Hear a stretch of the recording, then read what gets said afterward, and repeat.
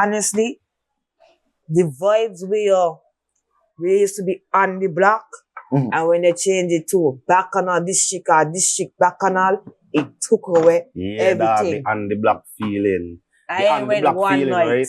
I ain't went no night. No, dog, the on the block feeling, right? The on the block feeling is like, it's different. You check and it fuel a lot of the energy at Carnival. Because it was very band focused, it was band centric. You check, so you get to inject a lot more of the band culture into the thing. So by the time we hit the road, everything. If we had on the block how it was last year, with this year Juve energy, I promise you that sugar, it would have even dog. We'd lose some of the things too fast. That is staple. My main problem with Soca Monarch, bro. Soca Monarch should have Mr. Mention, Chubby, Ruckus, and Delirance or Mr. World competing. I agree. Until that happens, Soca Monarch will not get back where it's supposed to be. And then the next thing too, what they need to work on, I don't know if it's just the committee, but they need to work on the age limit when it comes to these events here. We need to talk about that. We need I cannot, it's like, when you, for example, I'm a teacher, right? It is very uncomfortable when you go to an event and you see your students and they, what age group you teach? Huh? What age group? From first farm to fifth farm. So from like 12 right up to 16. And you have a 12-year-old in these parties? Yes. Yes. Who you blame for that? Because I feel like you have barriers to the blame. So the first barrier is the parents. Correct. Because who is buying these tickets for these 12-year-olds to go to the event? The parents. Anything, a lot of these parents. So who purchasing them? A lot of these parents in there. Bro, a lot of these parents bring them. Really? A lot of these parents entrust the children to the bigger cousins and stuff. And then I posted the pictures and saying 20s with them, and they tell you where next to them. Certain events, you can probably interject, yes. But definitely some events where you have the amount of man that is going to be affected by alcohol. And let's be honest, some females are overgrown, you know what I mean? So then if you mix alcohol and you mix other substances to that day, whereas in these kids, they're drinking more than me at these events, it's going to be a real big problem until something seriously happens. Just for example, the other day, when I hear a story that some lady drink Spike. Spike, yeah. I tolerate men. We live in a risky world, you know? Yeah. So I can say. And, you know, we explore. Men should always spend on a woman. Appreciation is a big mark.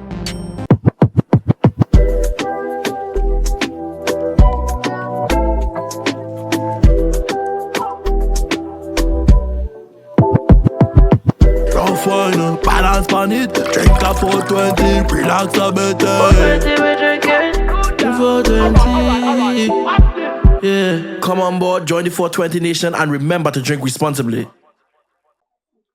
Boy, as him saying that, I want to shout out to Meltaway.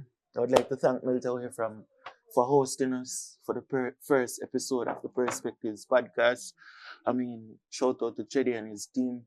They're open on weekdays from Tuesdays to Sunday, starting at 5 p.m. You don't know. And Wednesdays, they have their karaoke night where you can miss. If you're ever in St. Kitts, you have to visit Meltaway for at least a karaoke night. What's my phone? Turn you on. Why? Might take something stronger. Yeah. 2026, what a time to be alive. Up top, you know? All of that has been recorded, eh? That's fine for me. Click down the screen a little bit for the one there. Yeah. See, yeah, we're good. All right. Welcome to 2026, the Perspectives Media 2026. This is the first official podcast for the year. I'm trying to be consistent with it again. Hopefully, I am able to be consistent with it again. Hopefully, this can be a configuration that we switch out or bring back these people for some different discussions. But let me sit down. Yeah. Just to make sure we got the audio correct because Gotta make the first one for the year, right? yeah, like we can't deal with a shit show right now, you know. But yeah, Perspectives podcast, as I said, 2026. Happy New Year's, everybody. This is the first time I'm turning on a camera for 2026. I've just been locked in, editing, posting stuff, trying to get my mind right, trying to figure out the direction I want to take my show and my brand overall. But you don't know, a little bit of imposter syndrome, a little depression, everything, you don't know, as a human being we're going through. But I decided to start off this year with a panel discussion based on Carnival 2025. Carnival I'm speaking of is Sugar Mass, as in St. Kitts Carnival 2025. First of all, before we go into the discussion, remember, shout out to the sponsor, Angus Story. I don't know, them have all the Vibes Cartel rums available in St. Kitts Nevis. We have the Chill, we also have the 420, OG, and Haze Passion. You can get those in bulk at CNC Trading, that's in Bird Rock, or any Chinese store. You can get them single, at the bar. You can get them by the case and so on. But yeah, there, as I tell you, we're going to be having a little discussion. We have BTS Roland to my right. One. And Lilly. Lilly is in you. Lilly Modric. Lilly Modric. Lilly. Magic. Lilly or Lilly? Lilly. L-I-L-L-Y. Lilly. Yeah. Lilly Modric. 14. Alright. Magic like the footballer? Yeah. Alright. Magic. Lilly Modric. First of all, give your introduction. Who wants to start? Good start. You don't know. BTS Roland. One BTS. You don't know. The Carnival photographer, the filmmaker, the everything. Photographer, videographer, extraordinary. Yeah. Your turn. So, I don't even know where to really start. Walk-upist, carnivalist, influencer. But, if, like I said, if you can't count, spell them then. That's my introduction for you. Alright, you don't know. Mr. Confusion himself, Perspectives Media Essential. Yeah, we're there. We have a discussion based on Carnival. Now, Carnival, generally, how was Carnival for you? 2025. Carnival, Sugar Mass, 54. How was it? Like, how was Sugar Mass? I always enjoy Carnival, man. Like, it's really hard for me to not enjoy Carnival. Mm-hmm. Yeah, like this year, I think this year, overall, one of the best year for Sugar Mass. Like, you could literally just see the growth and the involvement. So this year for me has been one of the best years. Like, what makes it one of the best though? Like, generally, like, what are you rating Carnival based on? Is it previous years, or is it the vibe? Is it the amount of people? Is it the support? Like, what are we rating it based on? Like, to say it's a good Carnival. I not disagree, but I'm just trying to get, like, what makes it a good Carnival then? Me personally, I can speak for myself. I enjoy Carnival because our is injected by me. You know, so what you receive is what you give. So whatever you receive from Carnival is what you give back. Mm-hmm. That's why I say, to me, I never go out. I think it's kind of impossible if you're playing mass yourself or going to different events and can enjoy Sugar Mass. Like, just the name itself supposed to give a little evidence of how sweet Carnival is. So it's like, and it keep evolving and evolving. Every year get bigger, every year get sweeter to me. I don't, yeah, like, Carnival is an individual experience for me. Like, I don't look at Carnival like, I mean, if you ain't enjoying Carnival, I gonna enjoy Carnival. Like Lilly said, what I put out is why I get back from Carnival. You gotta go to the fun, You can't sit around and expect to have fun by just standing up and waiting to have fun. You gotta go have fun. You gotta be in it and feel it. So that's why I say for me, I never not enjoy Carnival because I don't go out to enjoy Carnival. Me come here to complain about what ain't there. Yeah, definitely. I get that too. Like, for me, this year is almost difficult to say this, but this year is like the second full experience me had of Carnival because I live here for this year gonna make 14 years. And I lived in Nevis. That's why you have that reaction there. I live Nevis predominantly. So normally I wouldn't get the full experience of Carnival because I was working in the hotel industry. And during Carnival time is festive. So you can't get a full experience. Because it's a busy season. You're not going to get off every day that you want. You're not going to get off all the time that you want. So I truly never experienced the fullness of Sugar Mass until last year. And now this year. And I would say confidently, this year was an improvement than last year in every factor. Like the events were bigger and better. Like the street jam for Juve Morning was definitely bigger and better this year. Parade, I can't give a review of Parade because I didn't go to Parade. I got sick, so I just kind of stay home. Like the flu, I catch the flu early and I just decided I not go. You know? But Carnival was generally good. But how I want to do this review, I want to do it like based on the calendar. So based on the calendar, the first date, we could go back as far as the 6th of December. The 6th of December had on Roland. And I feel like Roland is where I would start my review from. Yeah, I'll agree? Yeah. You went Roland? I went, definitely.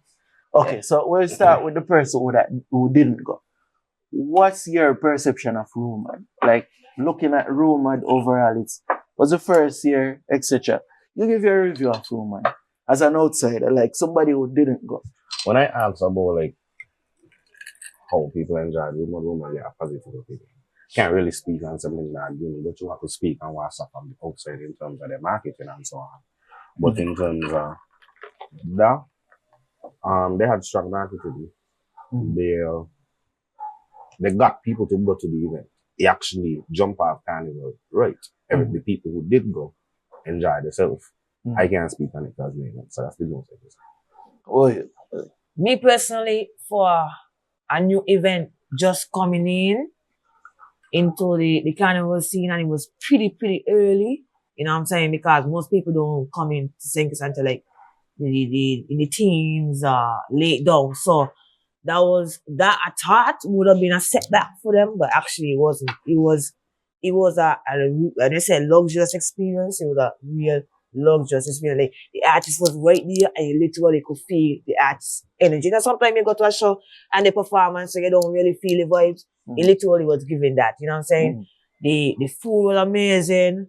You call it like everything, like the vibe was just there. I would have given that like a 10 over 10 for the first actual event. Yeah, like I kind of share the same sentiments. The only thing I would have changed is the date.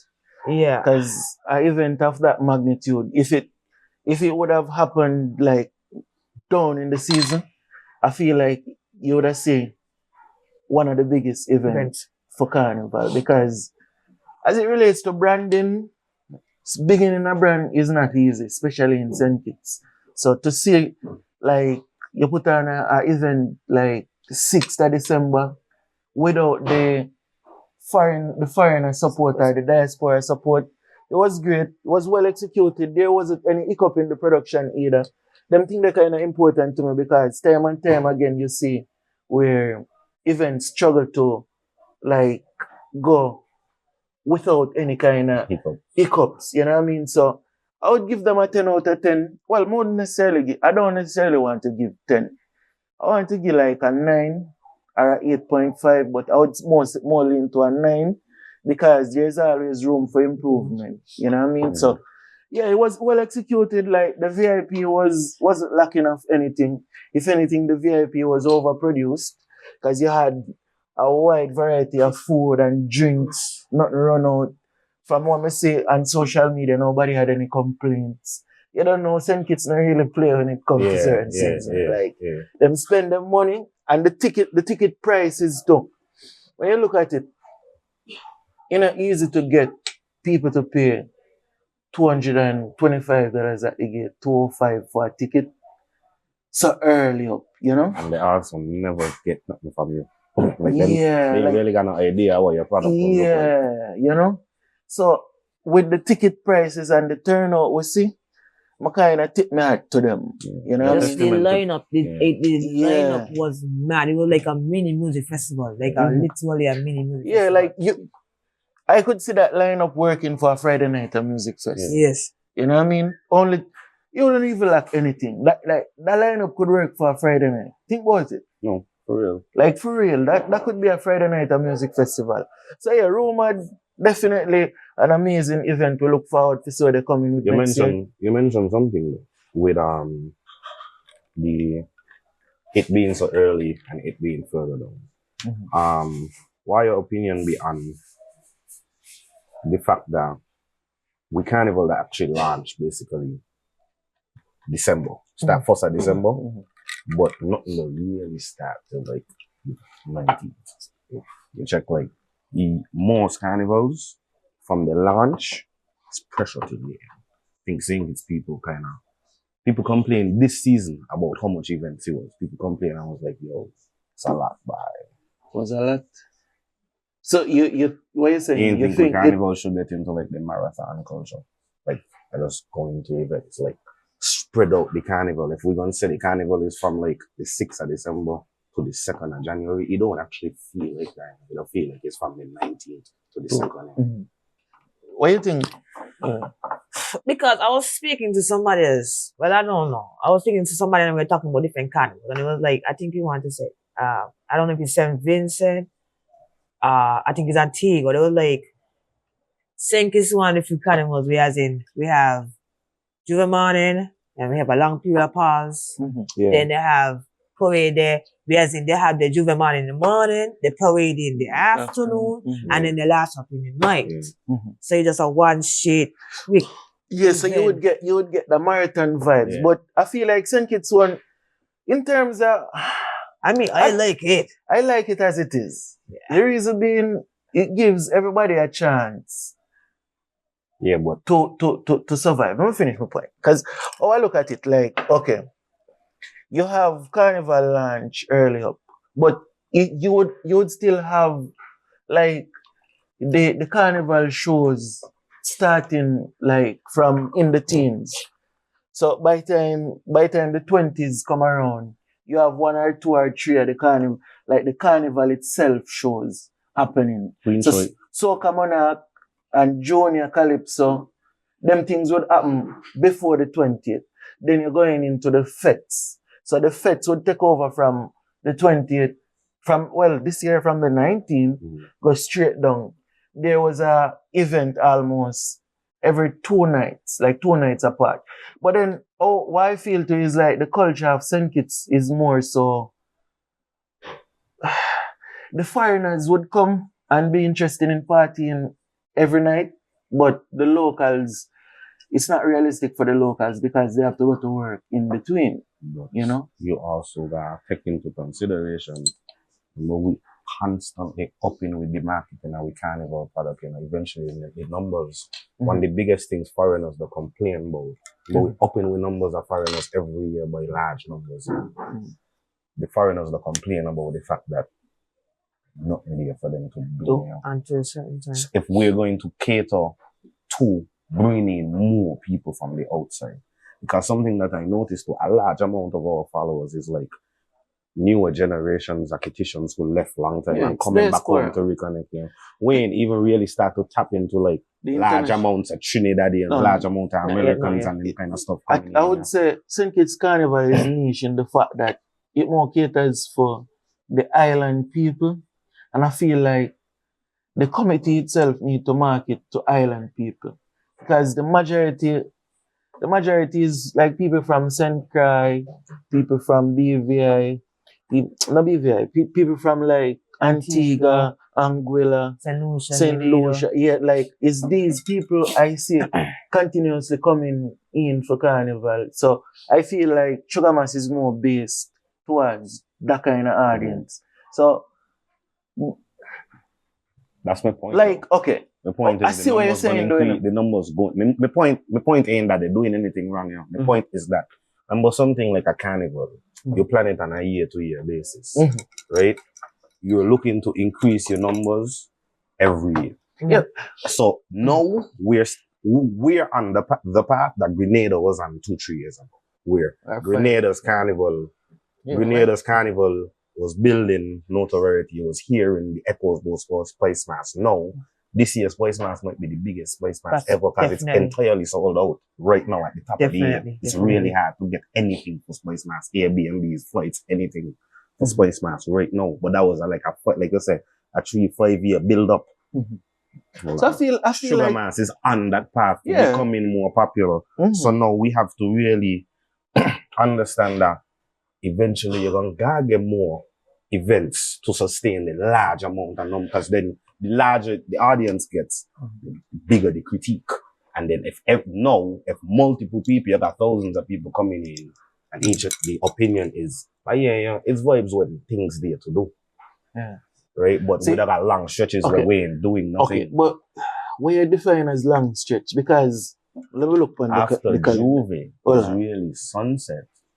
So after you want me pull up? You want me pull up St. Lucia calendar and really show you what them man going on, bro? But you can't. I wouldn't compare it to St. Lucia. I can't compare it to anything else but itself. But we don't reach there yet.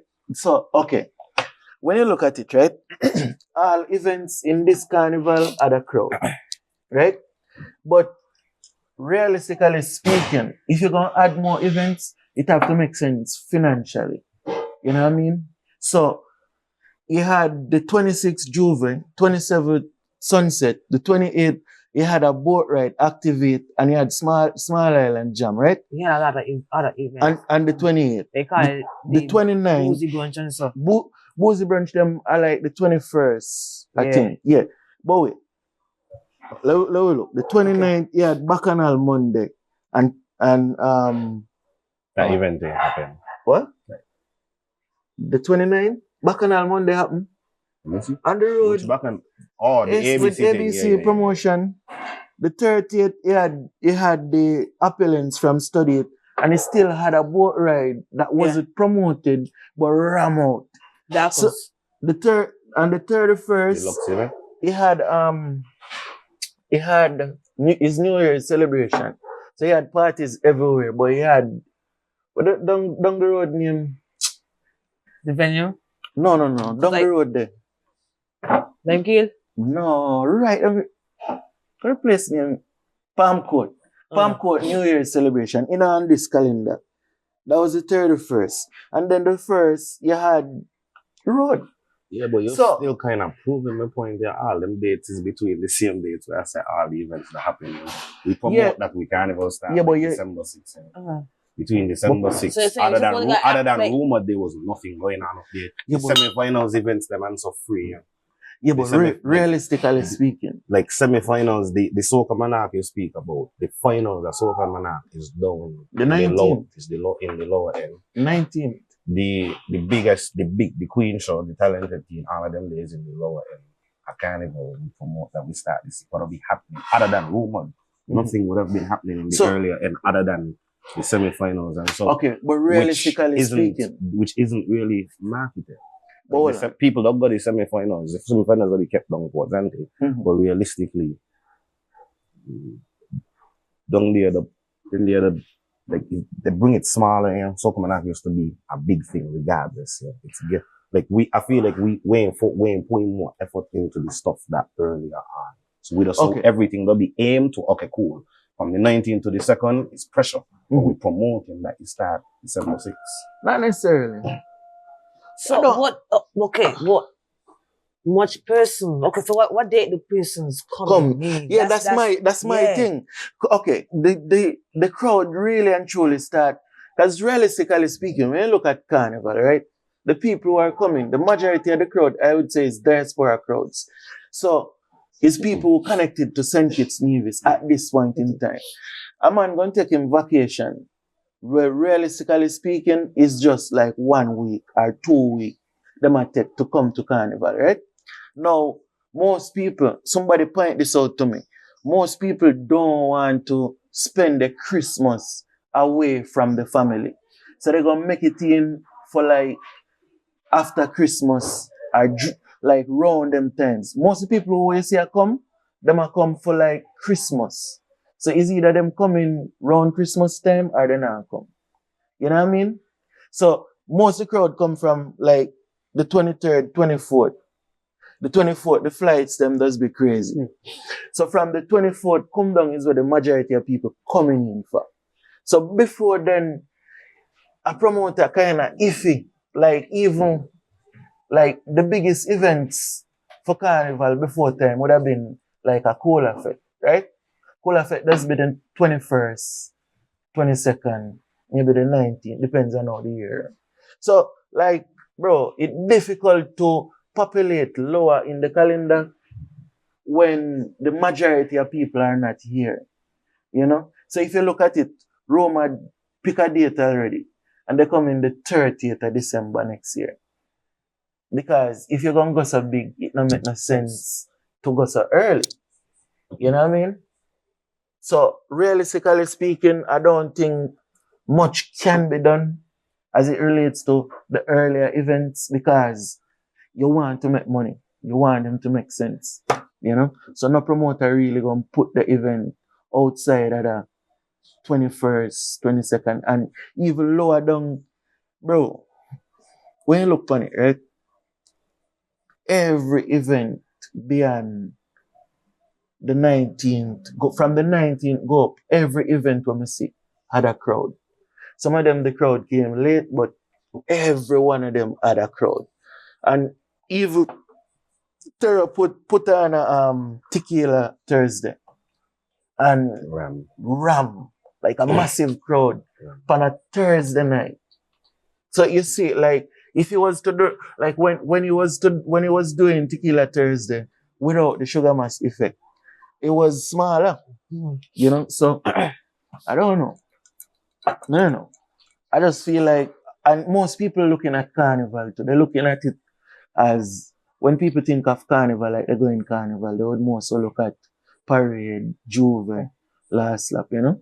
So I guess I like the suggestion, but realistically speaking, I don't know. Unless you want it to be just catered to locals. Mm-hmm. I feel like opening up the calendar balances it out. Whereas you could start off, me and saying through a room of them, I just saying smaller events leading up that give locals something to do before the rush comes in.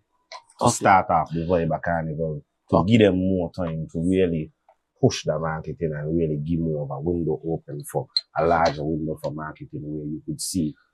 I feel like there's an essence that is just being catered to the international region. And you ain't leaving enough room for the locals to really enjoy what they love about the Carnival. What you feel about that? That's why when you was talking, I was like, but then like getting other person to come in and so I want our Carnival to be big, yes, but I just don't want us to lose the authenticity of the culture. Because sometimes when we do that, you know, for example, when you come St. Kitts, 90% of the time you're going to hear band music, which is wireless. With music, when you got the Carnival is, you know what I mean, DJs playing different songs. So you might hear some Boyan and Grenada song and so, but 90% you're gonna hear our music, which is why I feel like I support of how we kind of going. But I don't want to get to a point where we kind of subtracting ourselves from just catering to outsiders and we losing the essence. Of the Carnival. Okay, what I would say to your point, right? If I don't think they can take sugar mass away from the local thing, because I don't think anything they do necessarily caters to only the international people, because the locals still have a hell of a time. Like when you look at it, all the events, the locals support them, like the locals make up the majority of the crowds. So I don't necessarily agree that the most are catering because when you look at the events, right? All of the events that's popping, local people going. Still, everything carnival, local people going. When you look at even the shows, it's local people support them. You know, so and as to your point, right? Hold on, as to your point, Yeah. I don't think carnival losing its essence. Like, bro, look, alright. Which other carnival have bands? How did no? Let me ask you a question. No, you're right, eh? But let me ask you a question, right? How much knowledge you got? I'm gonna fuck your friend now.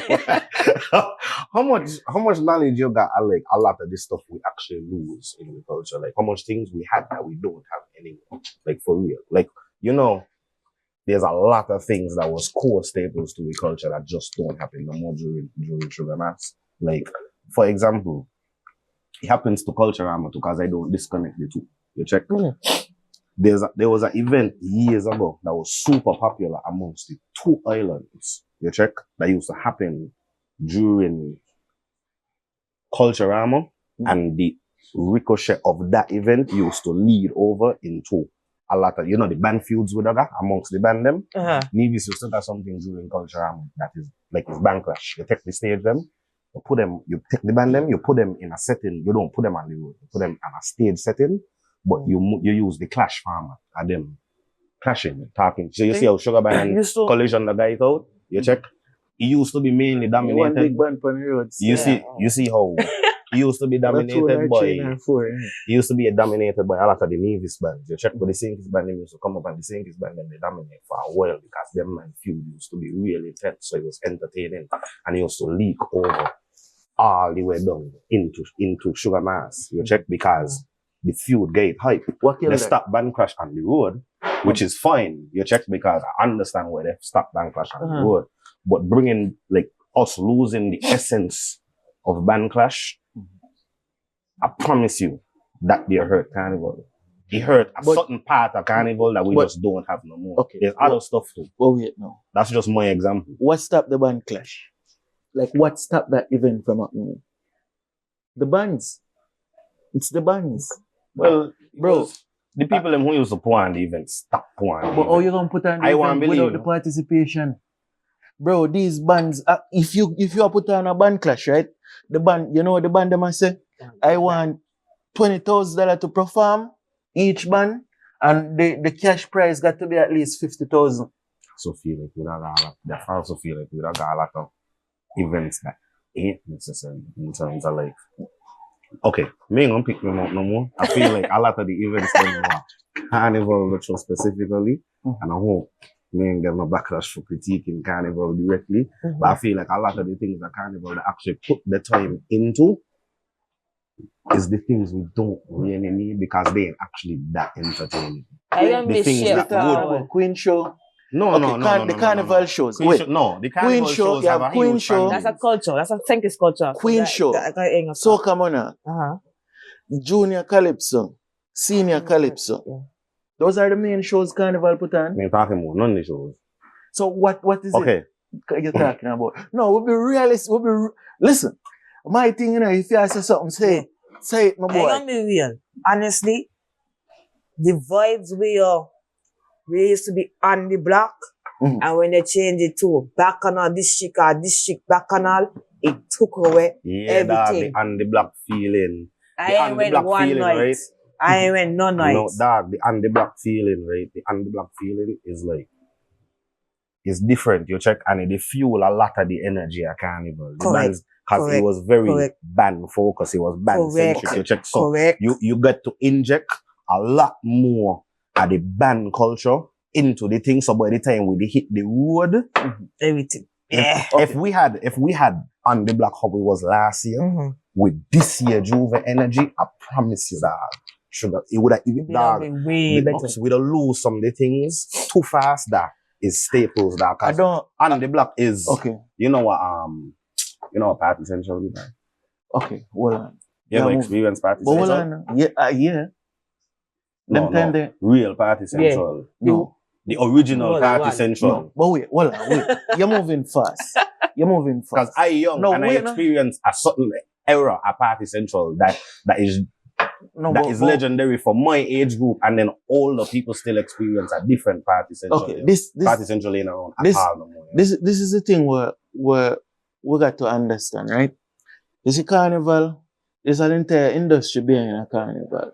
And it's all good and well to say, put the bands downtown for on the block free, but the promoters with paid events losing if you do that, my boy. Case in point, if you have, me don't want to call it a particular name, but if you have a particular event where you got to pay $150 for, or $200, $175, because that's the price them there. If you have those types of events happening on like the 23rd, just a random date. I don't know, I'm not sure what is happening on the 23rd, but the 23rd, you have event A bringing in 2 international artists, the price is $150. And that same night, you put Sugar Band on the block downtown. That event flop. But okay, without the shadow of a doubt, that event flop. But then, so then you take the same concept in Bacchanal District and just present a watered down version, right? Why not kill it entirely? Why present a watered down version? But the thing is though, but it's still there. Okay. But nobody But at the end of the day, you still gotta remember that for some of them it was don't vex my perspective. Nobody went Bacchanal District. Stop, don't get me vex me, dog. Like nobody went Bacchanal District, dog. Like people used to go down. Like, on the block was an event, bro. Like, you used to just say, like, cool, I going on the block, this band down here. You used to get different crowds out for on the block. So, like, on a Small Axe night, the old man them who really like Small Axe, going to listen to Small Axe. And the Collision night, you know, the kids them coming out. You check. If that is such a problem too, the promoter them what got paid events. Why bring back the concept and so you intentionally water down the concept? Well, no, that's not just so no, I want to come to your point. You're saying the promoter losing, right? If they have Sugar Band. What about Sugar Band and that was my band every night. Okay, you know. but my point is, so the vendors they may losing too. That's the thing. Okay, I'll tell you, a vendor for one of the booth, a vendor invests. The price is like $900 EC, right? If you put $5,000 or $3,000 in your bar for the season, realistically speaking, it less than a promoter where you put hundreds of thousands of dollars into Sugar Mass. And the Carnival committee itself too, them put money in the events. You know that? The private events get monies too, you know. So, like, bro, it's all good and well to say on the block, but if the thing gonna grow, we have to find a balance. I not say get rid of it. So why not collaborate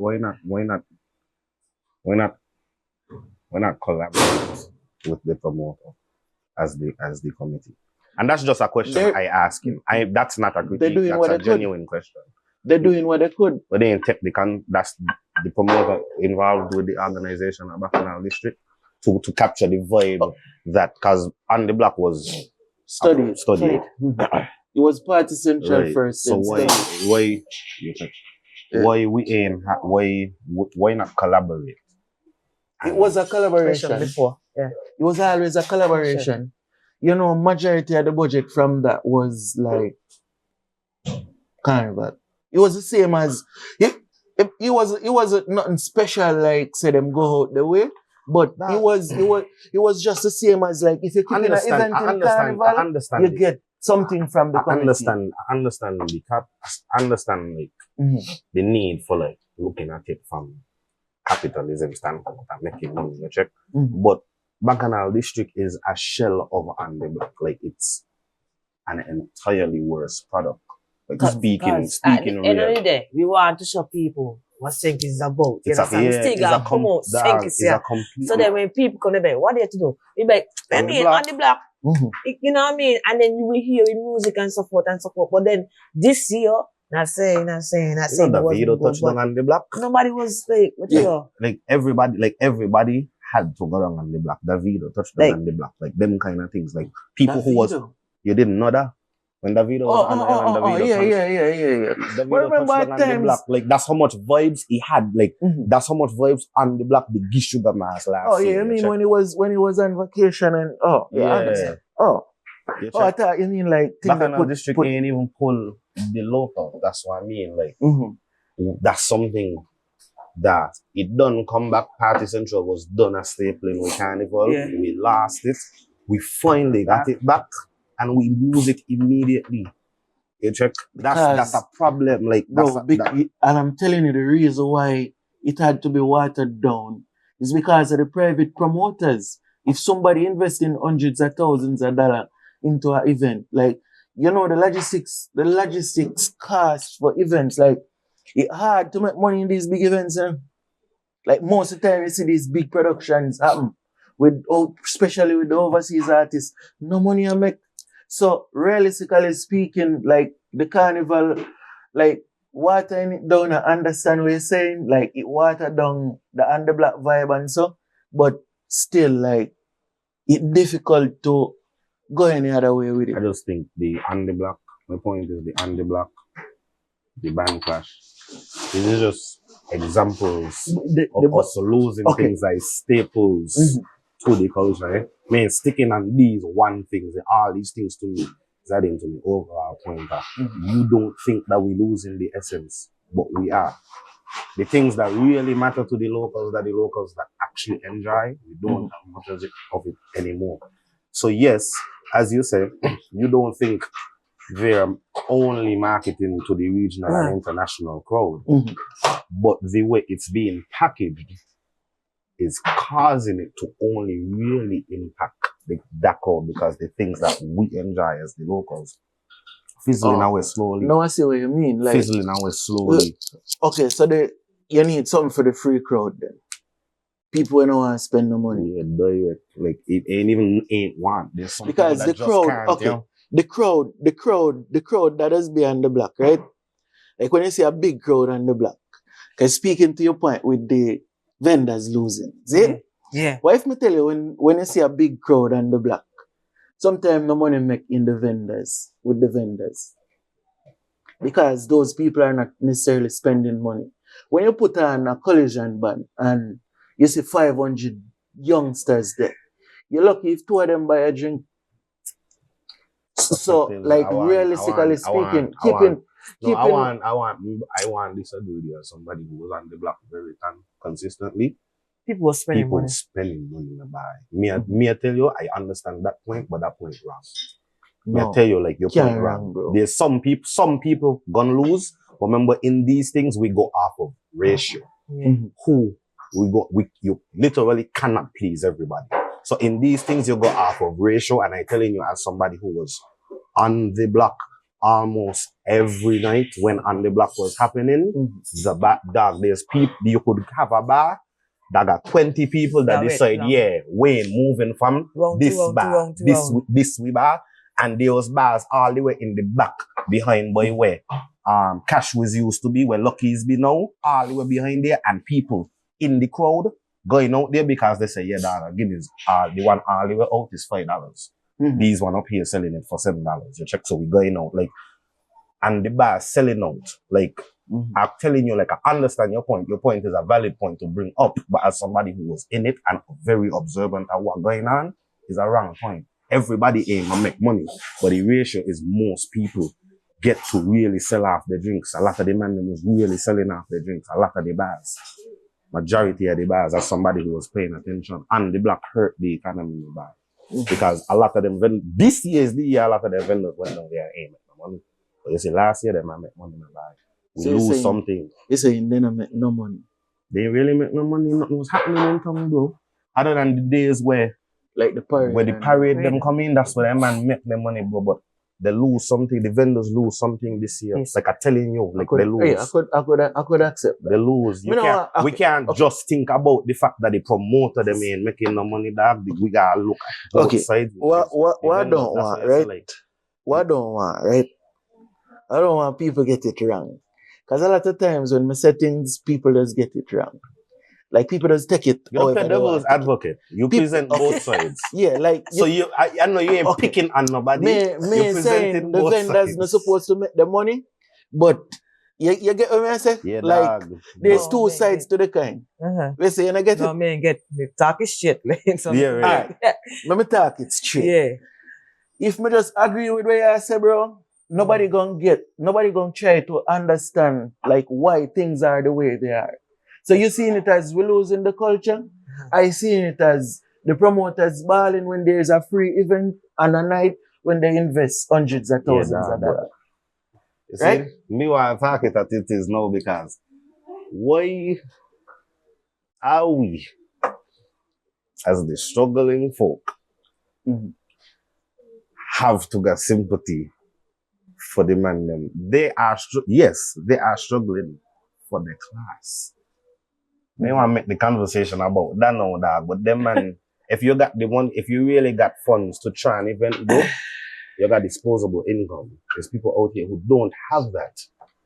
You check? So to say it as bluntly as possible, I understand. That's why I make a point to say I understand what the man them going through. You know? But that what about the little guy?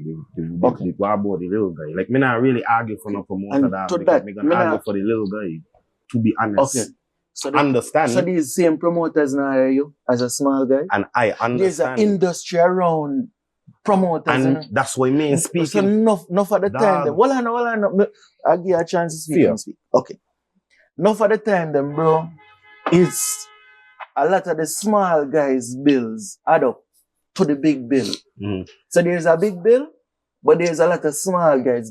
There's people who do decor, people who take pictures, photos, videos. You have people who do bartenders. So on one night, there is an entire industry that gets feed from an event, regardless of the promoter winning or losing.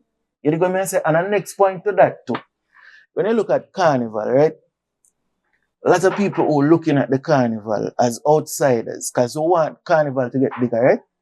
Outsiders looking and saying, who coming to Carnival? Who on Sugar Mass? Like, what are the performers? Like, who lined up to perform at Sugar Mass? You know? People asking themselves these questions when they're planning the itinerary.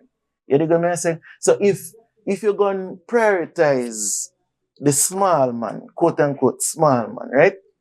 And forget about the promoters or not try to accommodate the promoters, like the private promoters, then you're doing a disservice to Carnival itself. We used to work because people used to go events and after events they go on the block. I was just about to say that in your dog.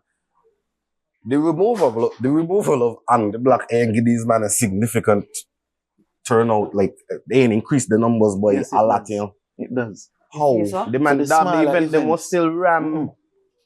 The event them was still ram. A lot of events got hurt from that. A lot of events got hurt. So that's that from bands, bro. The bands run Sugar Mass. Like okay. If you me see them bring Valiant at him Hattis. Me see them bring Chronicler, them bring everybody at them artists, and at the end of the night, who take the show? Sugar Band. So I'll be honest, I'll be honest. I don't care how much international day I looking for Sugar Band. Okay. Honestly. May I tell you, like, bro, sometimes these as a Jamaican you can say this. Bro, as a Jamaican. Like all that nice. The Sugar Band and the lineup. What's saying? Bro, when I look as a Jamaican, bro, majority of them artists when I talk to the promoter, I say, yo, them man are not worth it, because when you look at the performance with them deliver, you put the people to sleep, bro, and who does wake them up? Sugar Band. So people as like the artists them lose the kind of bro. If you look at it, right? In recent years, artists have been losing their value to events, you know? Like realistically speaking. That the art of performance gone on the gym. Exactly. Art of life so, me nah say no on the block. So bring back on the block, but strategic with on the block. But that was me earlier point. My point was the problem is collaboration. Like you could have the two things would coexist. The check is just a lot more collaboration. The check it take a lot more collaboration. Main condemning the man, don't mind. I use the examples of like the smaller man and all of that. Like the point is we don't have to completely eliminate this stuff. We have to simply find better solutions. And I'm telling you, okay, so we pass the problem is the fact that they're gone. Like that. Yeah, getting rid of them. But it's still a bacchanal district. But you can't have the band clash because the bands won't do it. The bands are not willing. Fear.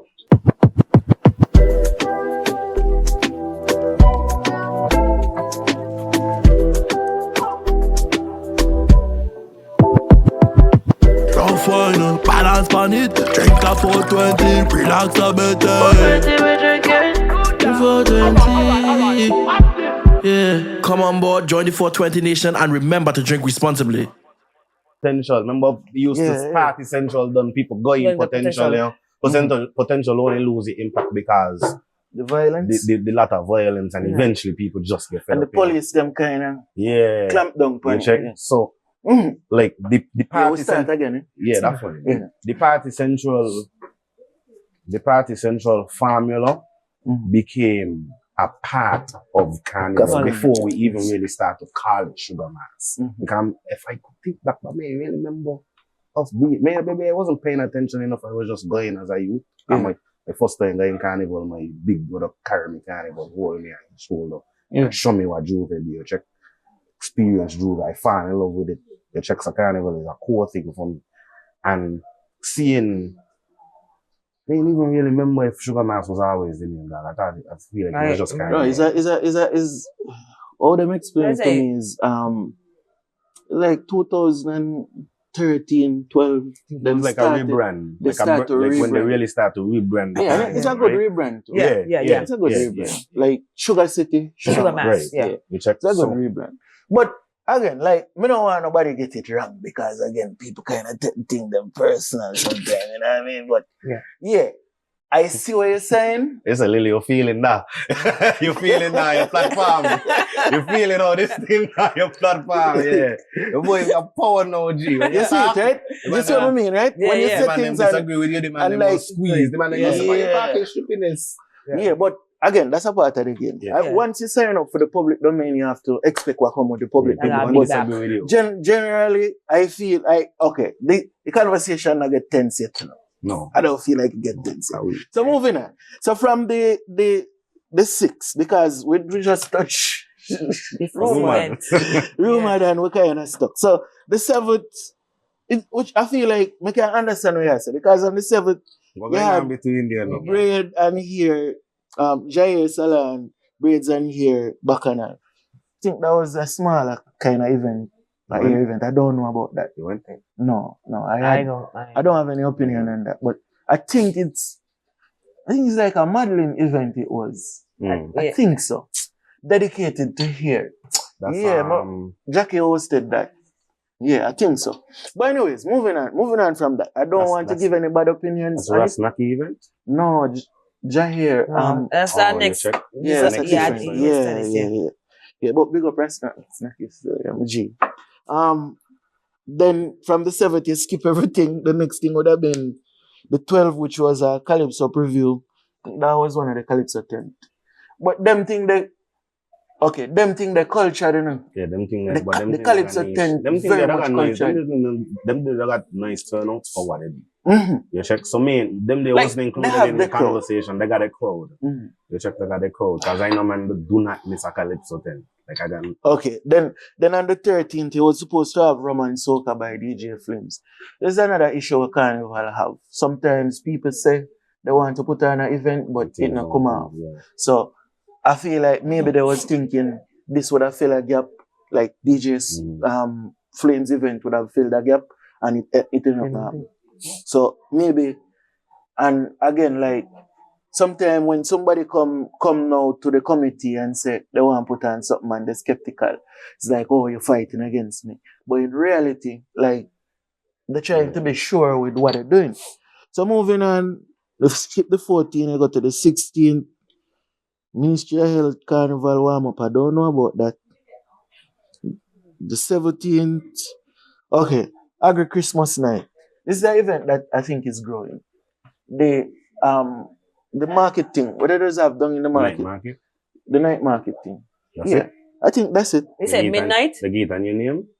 Agri Christmas night? Because I remember Yeah. going to an event called Midnight. It was like the opening now, like on the Carnival. streets and stuff, and yeah, different. Well, they What call is it. that? What they call it here is, well, I don't know if this is the right name, but I'm looking at a carnival calendar that was updated on the 10th of October. What's the date?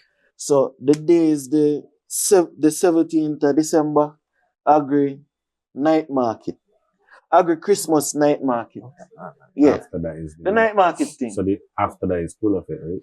After that is no. No invasion. Yeah, boy Boy and and invasion. Wait, you know, I feel like I'm looking at the wrong thing. You know?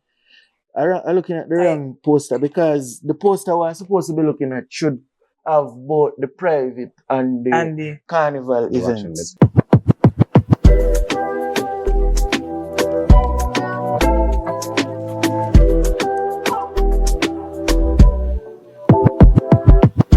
Final balance on it. Drink a 420, relax a bit. 420. Yeah. Come on board, join the 420 Nation, and remember to drink responsibly. Boy, as in saying that, I want to shout out to Meltaway. I would like to thank Meltaway for hosting us for the first episode of the Perspectives podcast. I mean, shout out to Chedi and his team. They're open on weekdays from Tuesdays to Sunday, starting at 5 p.m. You don't know. And Wednesdays, they have their karaoke night where you can miss. If you're ever in St. Kitts, you have to visit Meltaway for at least a karaoke night. Okay. So the 14th was Junior Calypso. Who went Junior Calypso? I went. Camille got to sing Calypso. And how was Junior Calypso? Junior Calypso is always sweet. The children have a lot of personality. The children, they have a lot of personality. They get really into it. This group of Junior Calypsonians, so we got Eve and the Junior and like the older ones. All of them got a lot of personality. Like, you could tell they're really into it. Like, man, like I would say my generation miss a lot of Calypsonians, but you see this younger generation have a lot of them into Calypso.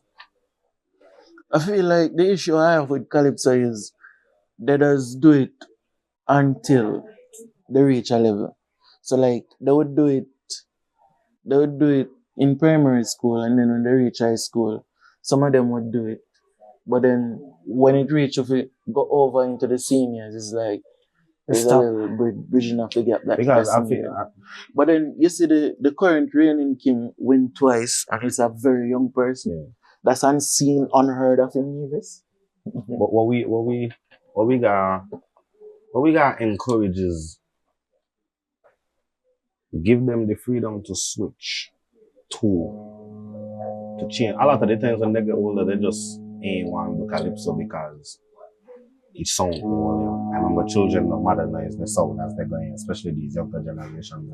A lot of the times they don't get the freedom to transition to soca. You know? A lot of the times, a lot of them want to transition to soca and can't, you know? Because they don't really get the support from the people around them, or they don't get the support from people in general. A lot of the younger Calypsonians, when you get older, you gotta expect them to want to modernize the sound. Calypso is more of an older sound. Calypso is also an easy way for them to get into understanding how to sing across a beat without it being too complicated, because soca kind of difficult for a youngster to grasp. But Calypso is a way for them to step into that. But then we gotta also support when they want to experiment the sound into something else. A lot of the times they don't get no support from the start to transition. Because people find young people doing, I just feel like it's just like that's something that comes with like societal structures and like how older people think. It's like from the start to transition out, they stop getting support that they would get if they was in Calypso. But what kind of support you talking though? Like, you mean the whole infrastructure around Calypso in terms of getting access to recordings? The youngsters get a lot of help. Like writing. Like they got a lot of the youngsters.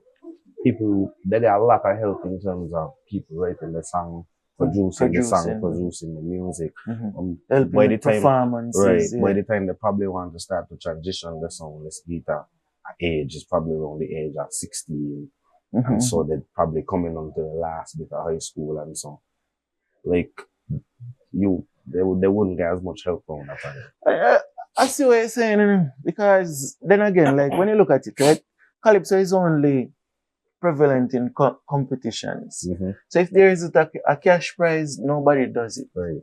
You know, and I feel like that's a problem to me.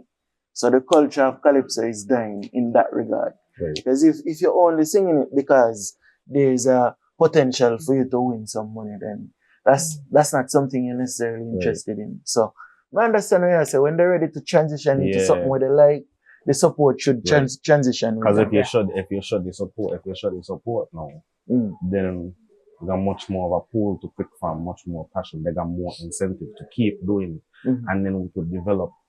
Yeah, I understand. And like you said, everything comes with a give and take. You cannot please everybody. So whereas Calypso might take a backstage, presenting it, putting it in a position to be a catapult into Soca Monarch and building the Soca Monarch product now gives Calypso a smaller role, yes, but a role that ain't gonna wear because it acts as a catapult to head into Soca Monarch. That's what makes sense. Yeah, so you're right. You check, so we gotta give them support. The way through. You check so that, yeah, I repeated myself, but Calypso takes a smaller role, but it doesn't go anywhere because youngsters know who doing Calypso scene. By Prince Kai start out in Calypso, he starts soca and now he's the reigning Soca Monarch king. Now you got more of an incentive to start as Calypso now. Now you get more involved in this. They got the support, so they're involved in the schools. You keep entering the young children into the Calypso shows. You develop them into young Calypsonians. And you develop them into young Soca Monarch artists. And your Soca product, your Soca Monarch product. Which island is it? Is that Dominica that got the huge Soca Monarch? No, man, St. Vincent or Grenada. Grenada, the huge right Soca Monarch. The reigning Soca champion in Trinidad is a Grenadian. Right. Blacker than win last year. Right. So it's like we gotta start collaborating. Everything ain't gotta be so mutually exclusive of each other. Everything you could connect them in different ways for them to work. Yeah, me get that. Okay, moving on. I mean, we're at the midnight market thing. The agri midnight market. Well, night market, them call it, yeah. On the 17th, then the 18th, 4 o'clock hour. That's when they're gonna come in town with all the different masquerades and stuff. I think that definitely needs to continue. That's a part of the culture. Like that's keeping the culture of the past alive. Because I don't think currently the culture is masquerade dancing and stuff. We have moved past that. I don't know where it's at now, but I don't think the masses of people are interested in that. You see the clown thing, the clowns kinda have them space. Yeah, the clowns have them space. No. Okay. Never listen again. And what? The culture remains the culture. Huh? The culture remains the culture. Like culture don't masquerade don't always be the culture. You feel like I feel like we got more masquerades now. No. Like it's coming back. Coming back. Yeah. It's coming back. It didn't leave. Yeah. Okay. 5 years ago, right? There was as much. I feel like there's a resurgence of interest in the masquerade troops and so on in recent years. I'll be honest with you, King. If you really like go in like petition neighborhoods and sit down and watch little petition children, and the first thing that they start to mimic is masquerade. They don't fail. Like masquerade will not be saying it's a noise. Will not. I'm not say it's dying, you know. But where it's less prominent. Because back then, the culture is back the roots. then, So the roots gone the different roots things. Different from the culture, the current culture. The culture. Because when you look at it, right? Okay, let me show you what I mean. When you look at current dancehall, the roots of it is that defining jump pattern, the defining bass line, that feeling that you get from the roots. It's different from now. Now the culture of dancehall is watered down, I would say, into something that resembles American thing more than our thing. Yeah, but it's still the roots. Like, and I feel like in terms of the music, what's one of the biggest thing that I said will sink is people music?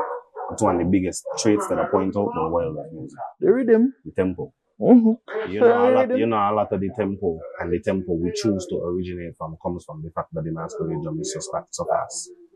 That's the root of where Kitts Nevis people get the addiction to that tempo. It got slow beats. Majority of them fast. Really fast.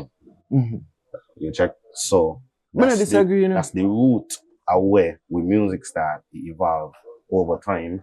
That's why I say it's roots, because roots gonna continuously come down. Culture is like a big tree. Yeah. And the roots them coming down. So like masquerade ain't gonna ever die. Because of how he like a same thing with what I said with the calypso thing. They're gonna take a lesser role. But elements of it will always exist. I agree with you. Because there's a couple of other islands that have masquerade as the culture. But when you read up about it, they got different names. Gombe dance. It's African tradition. Right. Yeah. But we're African people. So naturally, all we have traits of it. Like in all cultures, you have traits. In all the Caribbean cultures, you have traits of it. The same kind of drum beating and people dancing and the kind of pretty costumes. There's a part of African culture.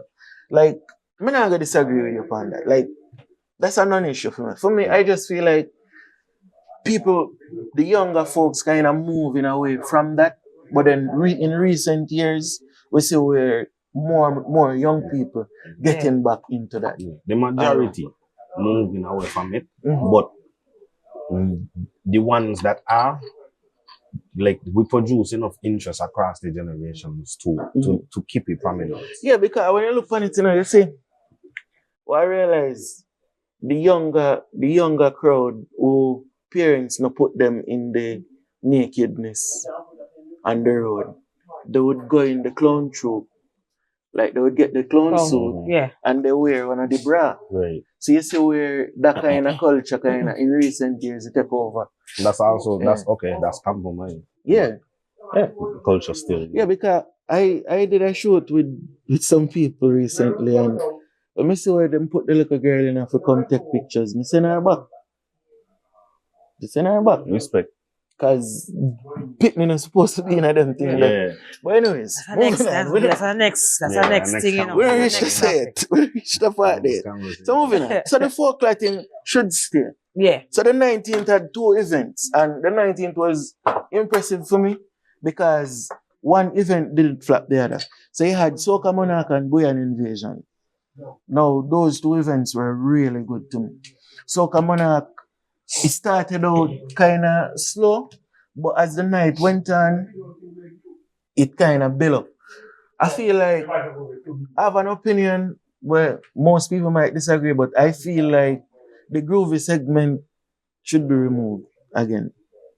It's something they're building back on, but the groovy segment kind of too slow. Like it doesn't get the crowd moving, but I see the importance of it, you know? So that's just my opinion. I feel like if Soca Monarch was just one big show, with all the contestants competing, no groovy, no power, just Soca Monarch, it would have been better. But the separation needed for the singers. Yeah. So I kind of understand. But Soca Monarch was bigger than last year, better than last year. A lot of people have their reservations about it, but it is what it is. I don't think they should put their foot down. Because I agree with what you say. I do think they should make I do think they should make an active effort to tell these men, if you want 2 categories, we gotta hit a threshold of contestants, number of contestants. Because I think the problem with the groovy is that they don't really got as much contestants as before.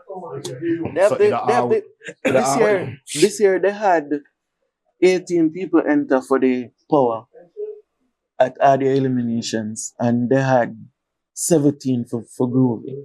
The issue is quality for me. Music. The quality of the music not really there. When you listen to some of them who make it through on semi-final night, that not ready for the world yet. So that's why I have those opinions. But the power now, when the power come on, it's like the competition was tight in the power. Right? Like, that's just more Senkits to me. Because the tempo. Yeah, like the tempo, yeah. So you think we would feel better if we lean into what we're good at? Yeah. You know? I get what you're saying. My main problem with Soca Monarch, bro. Soca Monarch should have Mr. Mention, Chubby, Ruckus, and Deliriums or Mr. World competing. I agree. Until that happens, Soca Monarch will not get back where it's supposed to be. Yeah, we need the band singers. Yeah, we need the solo acts. We need them competing in Soca Monarch. They don't need to separate themselves from the band. Mm-hmm. But for soca, you see how, because what Brandon do is a great thing. Mm-hmm. What Brandon do is a great thing because that's ASAP band song, eh? Yeah. But he went in as, you're right, I agree. Trust me, bro. That's a great point. It needed, it needed for Soca Monarch. I agree. For Soca Monarch itself, I just feel like that needed. What do you think? But Soca Monarch. Well, like I said, mention, I think that I thought did come up to mention when he was releasing or something. He said that is in the works and so forth. So I feel like if they're doing on the road and you hear them all the time, why not put it into that event too? So yeah, that's a good idea. Yeah, because it would be bigger, you know? Yeah. It would be bigger because like Soca Monarch supposed to be a Senkits thing, bro. Like Senkits Soca Monarch is Senkits thing, you know? So if you remove the grooving, give it a sense of uniqueness that you can't get nowhere else. Yeah. And the competition level gonna be higher. Yeah, cause that's the thing, and then big up. Yeah, no, because then it leads into that same bank clash idea too. I tell you. You check, you give them that vibe. But yeah, you give that vibes too, because then you could actively see people, Mention and Chubby compete. And then the fans them lean on to that. Like, right. So it build a sense of energy around it. What I think should happen? Remove the groovy. They had 20,000 for groovy and 20 for power. $50,000. Winner take it. Winner takes it all. Home, boy. $50,000. Winner takes it all. You'd narrow it down. 10 contestants going into finals. Yeah. Oh, my son. 10 going into finals. It cut down the budget to because they had 8 and 8, so that would be 16. So it's 16 extra. $3,000 preparation money is 16 extra monies paid and this and that. So $50,000 winner takes it all. Like 20 for the first run up, something another for the. Isn't it? It would be cheaper and a better product. That would encourage the bands to join, encourage the band leaders to join. I feel like Soca Monarch should reflect the top that Kitts Nevis has to offer, because that's what it reflects in other cultures. Bro, Soca Monarch in Trinidad used to be like $1 million, $2 million, and so the winner taking it. So $50,000 would encourage them. I feel amongst the people, like, because like people would be it's interested. like what we're talking about amongst the people, like what is amongst the locals, what locals like often dictates the energy of a carnival. And if you involve the band them and you really by the goal we're gonna come out of the marketing too. Cause then you put a lot of the goal, because especially if you just put a small budget into getting them and interviews and so talking about the Soca Monarch and so talking, because them man just cannot help themselves when they're on a mic. Poke at each other. Them man can't. I tell you, it's golden. Me tell it to them all the time. Like, Soca Monarch should be a reflection of what's happening here. Yeah. You know, Carnival is a reflection of the music. You have to pay attention. Yeah, so when you have some little small man, like, you see it, bro. Like, we don't have to devalue or bring down nobody thing. But on that same night, he had Boyan Invasion. Boyan Invasion was epic to me. Was it the first event That was the first time Iconic having an event, but it's the first for a long time, and it was really good. Like that was the truest form of a fete for Carnival last year. Well, this last Carnival was Boyan Invasion. Paint, powder, mud is a part of it still. Boyan Invasion was. He gave us that 5-in-1 feel. Yeah. But during Sugar Marathon, we never really. We ain't had that for a bit. Yeah, Boyan Invasion was good. Amazing. Yeah. Even the entertainers too, because them here come to entertain real bad. Bro, as a Jamaican, I say this without know what I'm talking about.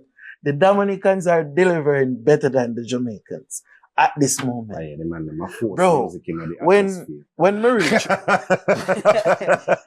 the man, them a force music in which show, but every week, a boy and tune out, you know. Honestly. And the body, hot, you know, the man, them, them on fire right now. Even when the man, them ain't got nothing to say, the man, back out a Creole tune and a wicked beat, bro, and we ain't gonna care what they say. the man them using any kind of sound you can think of. Yeah. It's just crazy. I love Boyan music. So Boyan Invasion was a vibe. And who closed it? Sugar band. They're like, I want big band boy. I want big band boy. No 2 nor 3 nor 4. We get deal. Catch it off. We got 4 back. Everything just a bust up like a new one. Yeah, Sugar Head? Yeah, man. You know, Lilly. Give me that one. Touch it first. Don't leave it. No. A fish in a gravy. One big band for the road, man. Yeah, big up Sugar Band. But anyways, we're going down. So, passing Soca Monarch, the 20th was Cooler Fete. I didn't shoot Cooler Fete. I wasn't at Cooler Fete. I was Cooler Fete. I had, it was a pick and choose for me because they was giving similarities. So, it was either one, because literally the next day. Yeah. It was literally the next day. So, I didn't go, but from the videos and stuff that I saw, it looked like it was a real great event. And person that asked about it, they said they didn't expect it to be that good, but it was good. Yeah. Yeah, I agree with that. Basically, I share those sentiments. I wasn't there. You was there. Cooler Fete. It was good. It was good. It was better than I expected. I think Cooler Fete was always that. It was the big dirty fete. Kind of turned into a dress up fete. And I think that's where it died. It turned into a fete where people dress up nice and go out and have that. Even when it turned into the 2-night festival, people still used to dress up and go to the Cooler Fete night. Whereas I really what this about. Cooler Fete has always been a dirty fete. So to see that this year they take it back to that. The event was good. People enjoyed themselves. You know what I think too? Cooler Fete at its peak, right? This might be controversial, but Cooler Fete at its peak was the biggest event St. Kitts Nevis has ever seen. Numbers wise. Bigger than Music Fest? No, we can't compare Music Fest, bro. We're gonna compare a private promoter to the government. No. Numbers during Carnival? Like, for the whole year. For the entire year. In the history of St. Kitts and Nevis, from what I see, no. Has there ever been a private event as big as Cooler Fete? Inception. I think Inception at its peak is the biggest. Was the event. biggest. In terms of private promoted, Inception at its peak. Like there were people when people was. It was them too, you know. But there was always an edge that Inception had until 2016. With Popcorn.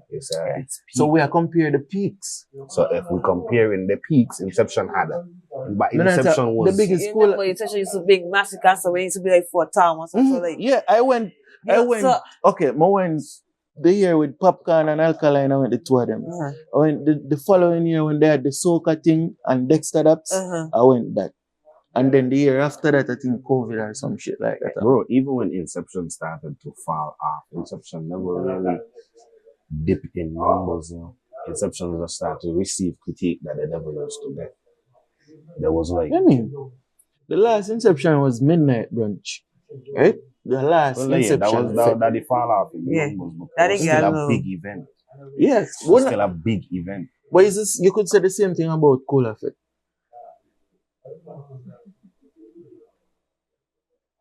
You could say the same thing about Cool Effect.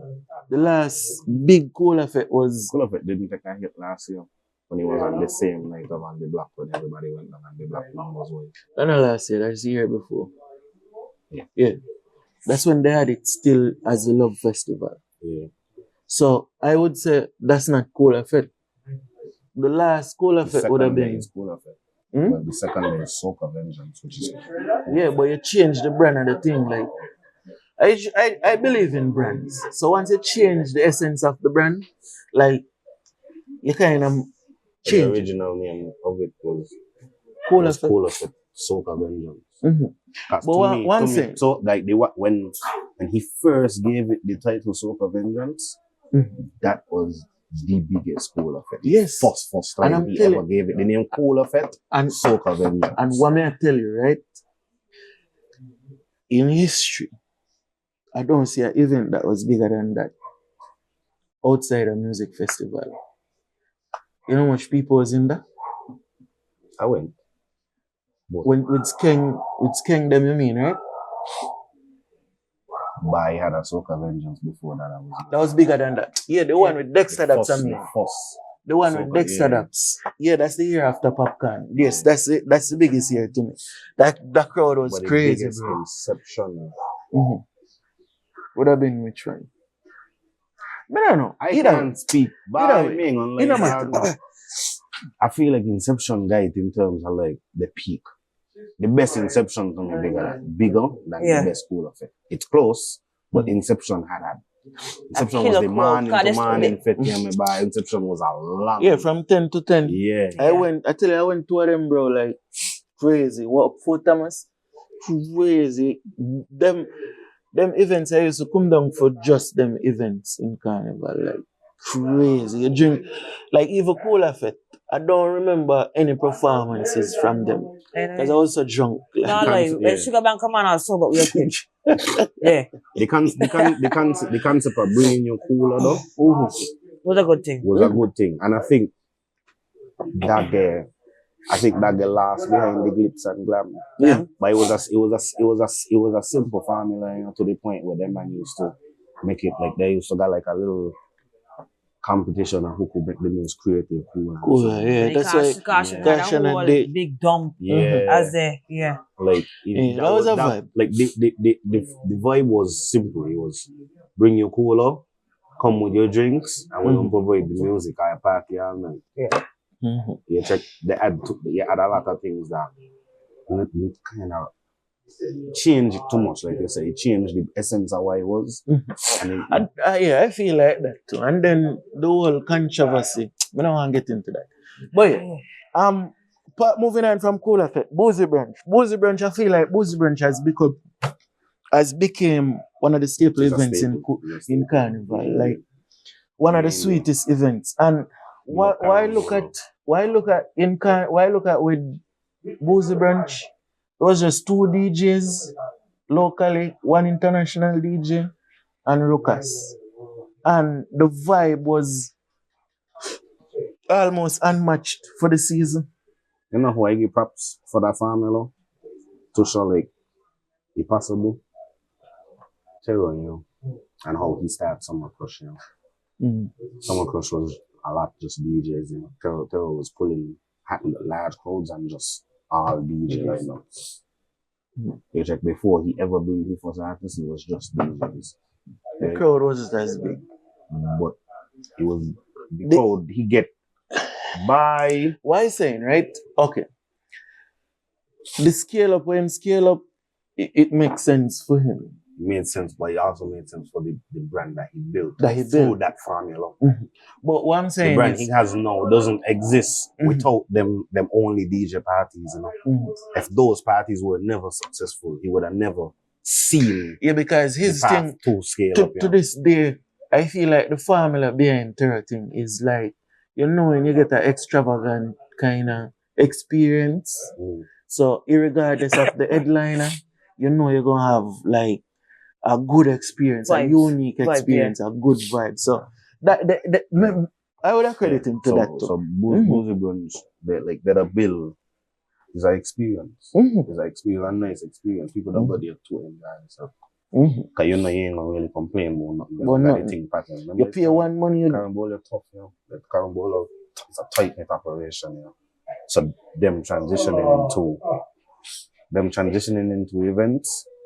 Carnival ain't new to that. It was just a different type of events that remember dinners and so hard to coordinate in Carnival to do course meals and so on. So transitioning discipline into events, that's what that man gonna knock out that. And from the find a little niche of people that gonna come to the events.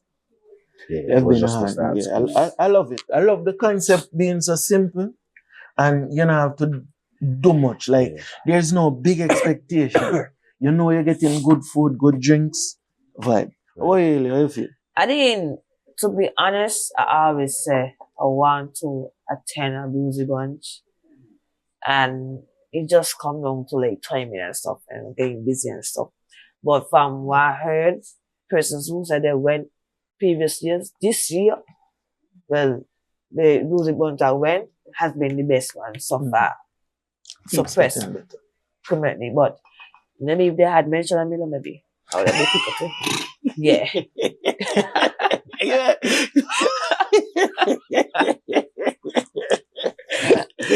I tell you, man, the thing is like a cult, you know.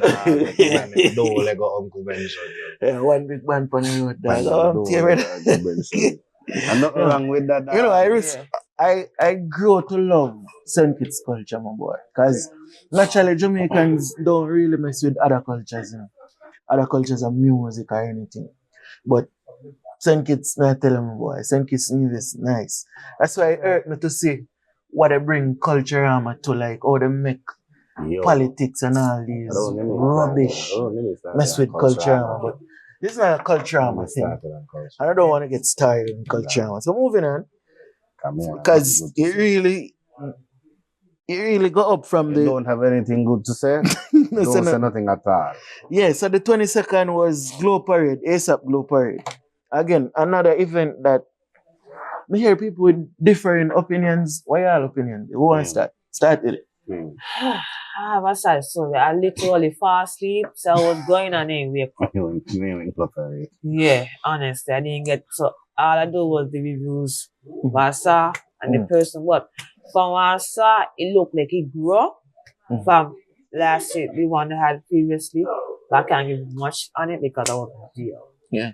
Glow Parade, how I see it is, again, a growing concept. Like, people on the road before, I think it's people love a jam. Yeah. Zin. So then basically take the formula of the street jam.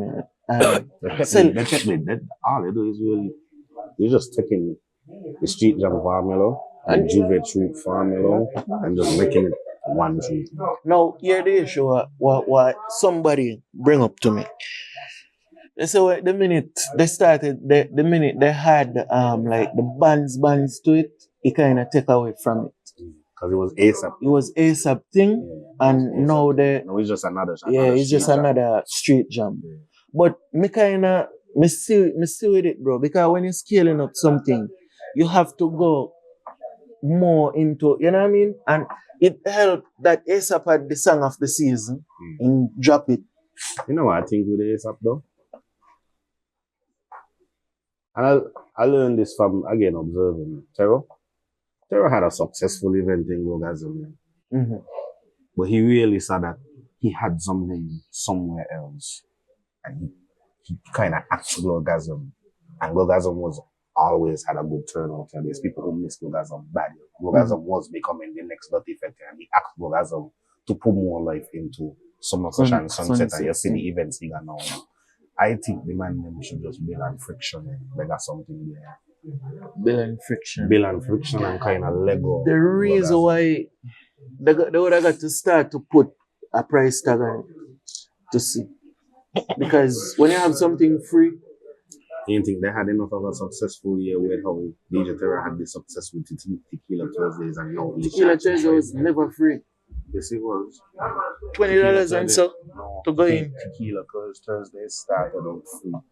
You probably but so what I'm saying is you need to put a price tag on it. Yeah, but that's what I'm saying. But I'm saying they had enough of a successful year in terms of the hype behind it to do so. People came into the country knowing about Fiction Fridays. Yeah, I understand that. People know that. People who know the tune drop it is aware that drop it bus because the man them have friction. You check. So I think with the energy they put into Gogasm, they could have put into getting Glow Parade. They could have put into getting a larger friction because friction, to me, friction is weird.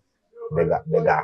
Yeah, but then you have people who has grown to see Glow Parade as a part of their culture now. So you have to take a Glow Parade. I don't think one would hurt the other. They can do both. The same one complain that they want to make money. Yeah. I mean, the same one says a lot of money. But if you have but wait now. My issue is a free thing. If you have a free thing, if you have a free thing competing with paid thing, the paid thing will lose if you make the free thing attractive enough. That's just my point. But babe, disagree with your point of price tag on it. Yeah, so just put a price tag on it and work with it. Yeah, because again, like the Glow Parade, I think it should stop. It's like an event for ASAP on the road. Because and the next thing I think ASAP need to do going into the Juve vibes, like they got done with this chatterbox thing, my boy. ASAP man need to start their own Juve shoot. If they want to be competitive in road match, they got to start their own Juve shoot. Because the chatterbox crowd messed them up on Juve morning. And I anticipated it. I tell Brandon straight up. You will not get chatterbox crowd to drop it like how you would get a friction crowd to drop it. Or a ASAP Glow Parade troop to drop it. You know? You're not going to have control over those people because those people are independent of ASAP band. Them just there to have a good time. Yeah. So yeah, them need to get their own. The Juve troop crowd kind of volatile too. Mm-hmm. They ain't want to hear the same thing too. Over and over, yeah. Because they come here. The Juve troop crowd kind of volatile.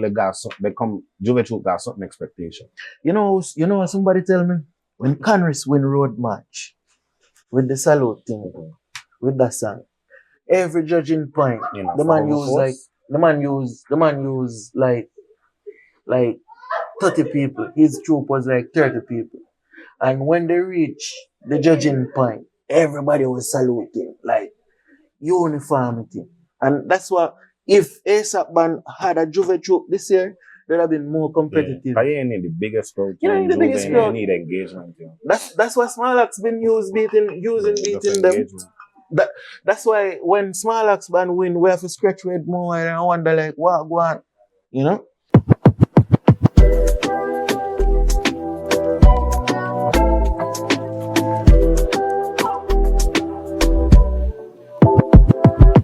Rough wine, balance on it, drink a 420, relax a bit. 420. Yeah, come on board, join the 420 Nation, and remember to drink responsibly. Okay, the next thing we're gonna look at, right, is Miss Teen. Miss Teen. We're not go back to Miss Teen. Because Miss Teen was the biggest show. I will skip over it. Let me keep the conversation. We can't cover everything. Yeah, we're not go back to Miss Teen. So Miss St. Kitts Queen Pageant. I will be honest with you, darling. I don't want problem. Oh yeah. It come. Well, I can say anybody wants it. It come to a point where the talented teen has taken over when it comes to pageantry. So the crowd and the expectation for Miss Senkis has dropped in comparison to talented teams. So I'll be honest, I don't know what talented team. I don't go as much as Miss Senkis anymore. Cause the quality, the expectations, before a queen used to be like, yeah, these are the girls and things. I don't know if the criteria changed or what it is, but I feel like you need a little revamp for Miss Senkis. Like the kind of girls that are into. Suppose you mouth, Lily. You're saying to say the girls are uglier? The criteria, however, for Miss Senkis need to change. Criteria like who the win? Where's the next event? You know, the criteria like who the win, like who the be winning. Who does be pat? Okay, so you want better girls. You want a better selection of girls. I want the participation come up. I don't think, okay, what I think is we have grown to expect rubbish from it, and it's just rubbish. We're getting, like, people, when you anticipate something being bad for so much or for so long, it's hard for it to be good. And I feel like... really had bad shows.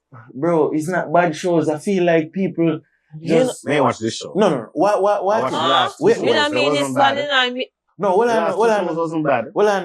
Last two shows was... Oh, wait. Let me finish. Yeah. What I'm saying, right, is because he had bad results and bad performance in the past, we just expect it to be bad. Like, we don't expect good from it no more. Okay, I see. You think so? Like, yeah.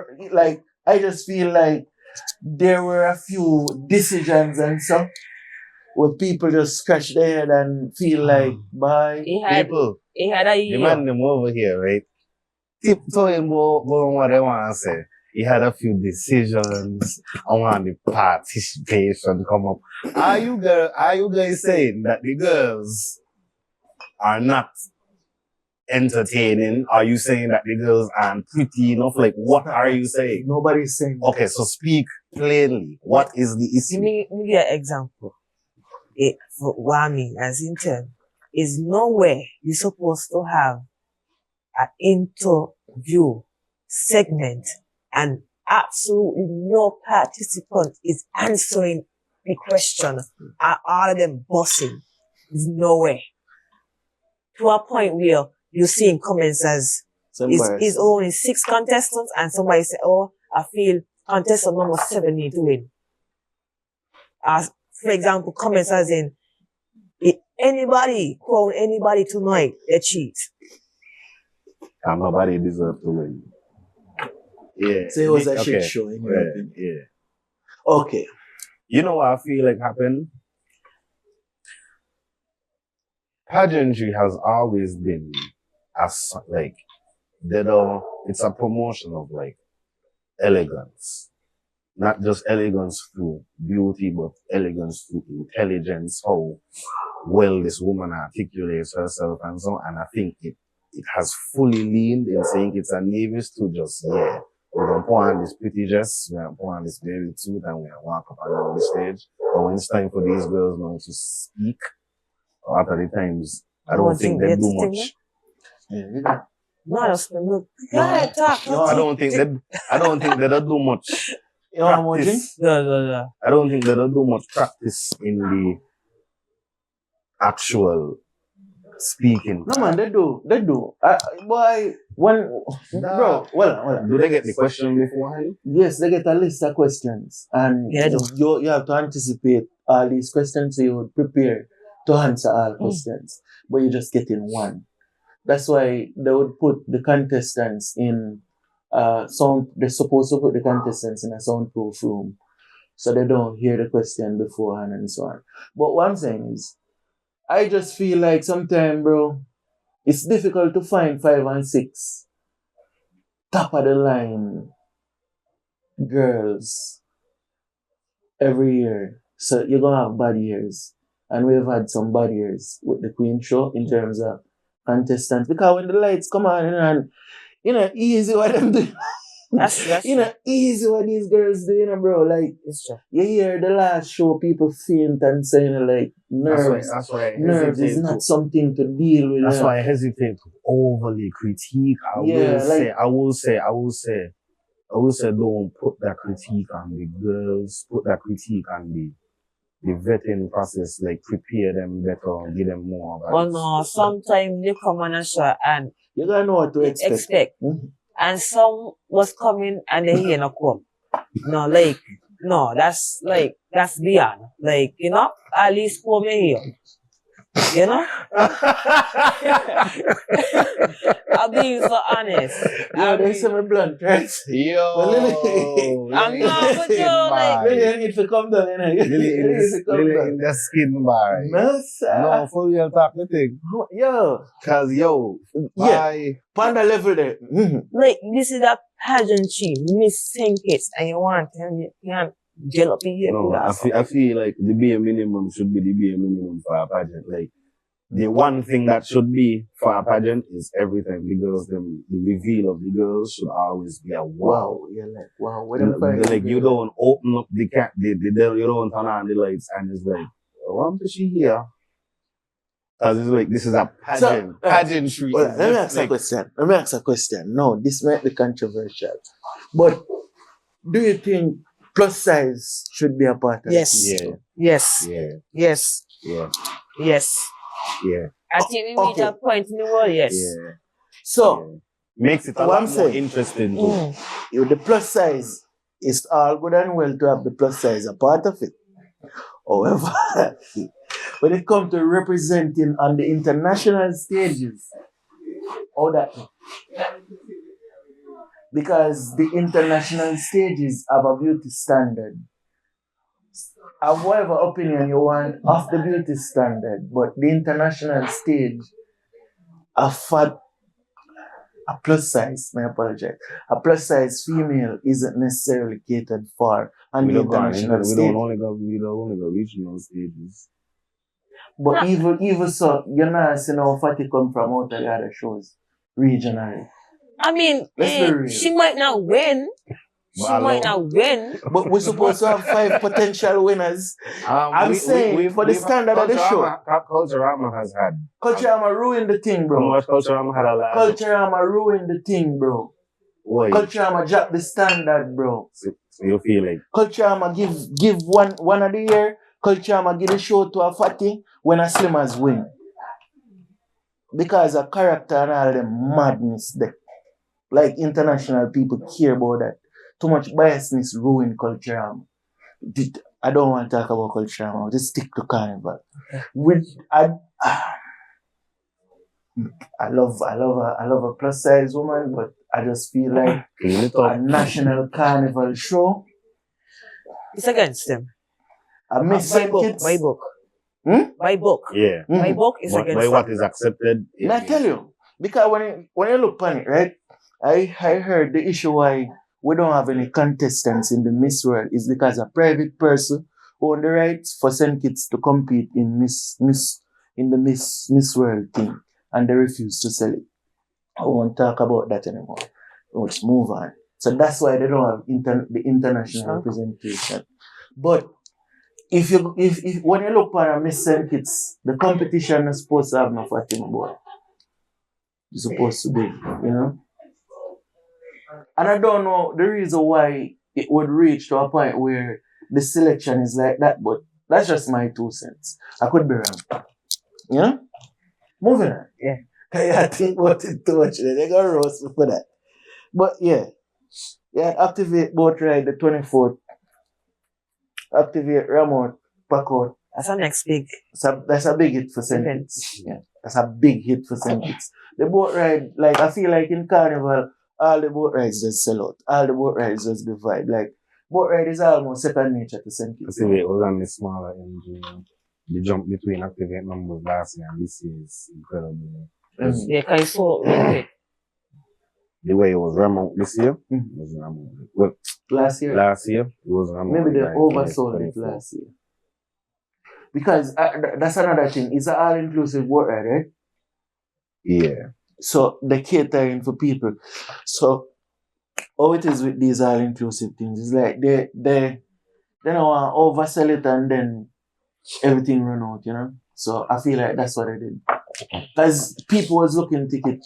And the day of Activate, I see people that sell ticket to $500 and $600 and saying, and they put up Activate ticket for sale, $600. And then the next status is sold.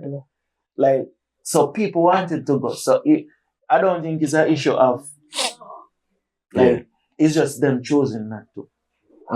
So moving on, Juve man. Now this part of the conversation will be controversial.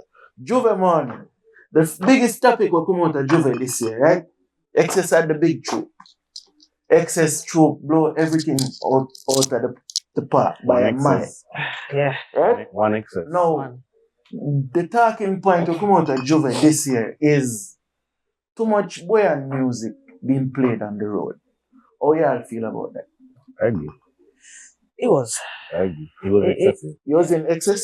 Yeah.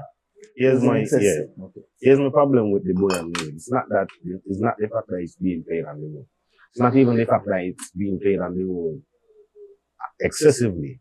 The problem is it's playing the same buoyant over and over. The same songs. Yeah.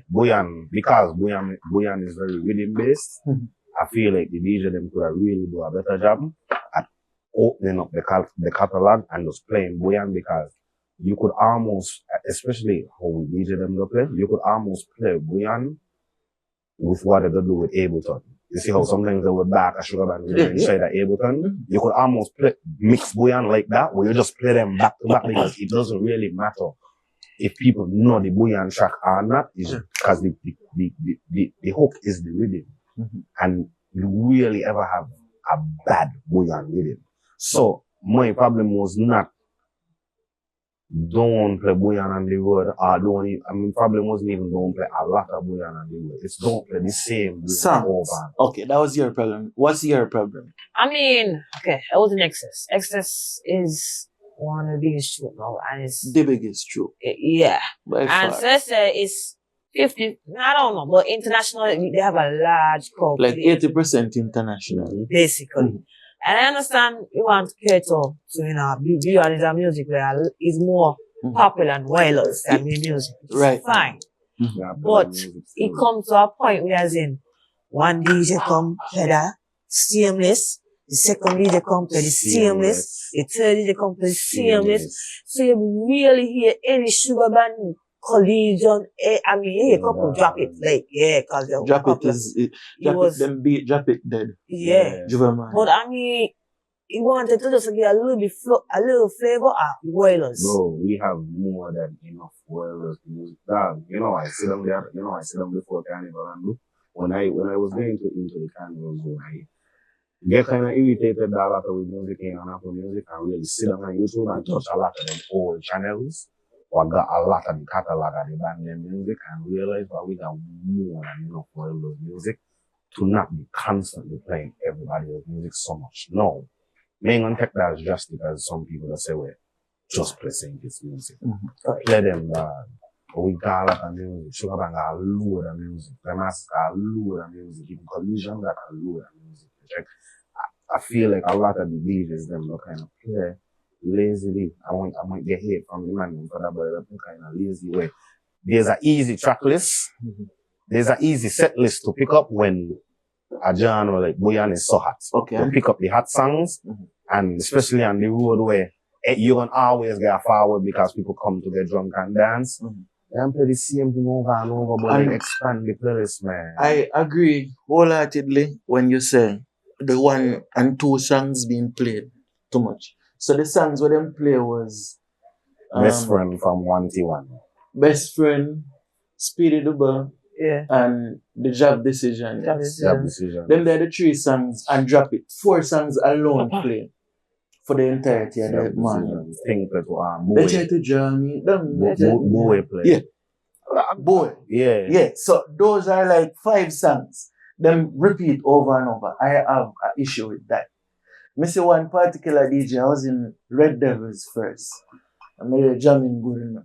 The man come on, the man play Drop It about 4 times. Say, alright, I'm gonna go over excess to see what I go. But their excess good enough. Like they playing the one song over and over, yes. But it wasn't drop it. So I wasn't hearing drop it again and again. The man come on for excess. So that said DJ move from Red Devils to excess. The man come on with drop it again. He play drop it, but he get about 20 minutes to the end. And when the jam done, the man starts sing drop it too. I wonder if I ASAP Band I was jamming too. Like, I have a problem with one song being playing over and over. But there was this post with a lady who kind of strike me like, I understand what she's saying, but at the end of the day, bro, if you want to hear only the local music, there is a collegian band troupe, there's a grandmasters, there's a sugar band, and there's a small axe. There's even another band, like a traditional band, where you had like people with all kind of old things, and it's just old school. So there was something on the road for everybody. You cannot go in excess and expect to hear even 50% local music because it's just DJs, bro. And for me, I would spend, the only reason I end up in a Red Devils and excess is because the Sugar Band held on to their the rope, which is why they win Road March. And Collision look up at me things, so I'm not really, you know. But then Masters was too, it was just too much people for me, bro. So men up spend more majority of the time in the Red Devils vibe. And so my thing is, bro, you cannot expect, if you're gonna expect the Carnival to grow, the international troops gonna play international music. Because these 2,500, 3,000 people, they didn't come to just hear St. Kitts music. They're just here to have a good time. And the thing I'm gonna like, especially like, is people use that as an opportunity to say Terror, like the singling out DJ Terror, as if he's the only one. When it was a whole cast of DJs. So you're just making the thing like make the thing unfair now. Like me just you can't give one man continue read your post then. Like you can't give one man the blame. You can't put you cannot put that, especially the magnitude of a problem that is on top of Terror. It's not Terror. It's not Terror because bro. I did. It might be controversial, but Terror kind of save a lot of the jam them, bro. Hold on now. Terror smudge. If you give people props, bro. What happened? I don't really like Smudge, bro. Smudge up play good on the road. Smudge up play good on the road. I have come to love him. Yeah, dog. I love and respect Smudge, but Smudge I play the same thing over and over again. He knows to juggle. He don't play the same thing over and over We too. will tell you as a man, right? He play the same thing over and over too. He's playing the same thing over and over too. All of them got the moments are doing it, dog, but if we're talking about consistency of how much they play well, dog, Smudge got more times playing really good than he does. On the road, I should Smudge. On the road, I should Smudge. Smudge play drop it too much time. I don't want to single out Smudge. Big up Smudge. Smudge, I'm a DJ. I respect Smudge. I rate Smudge.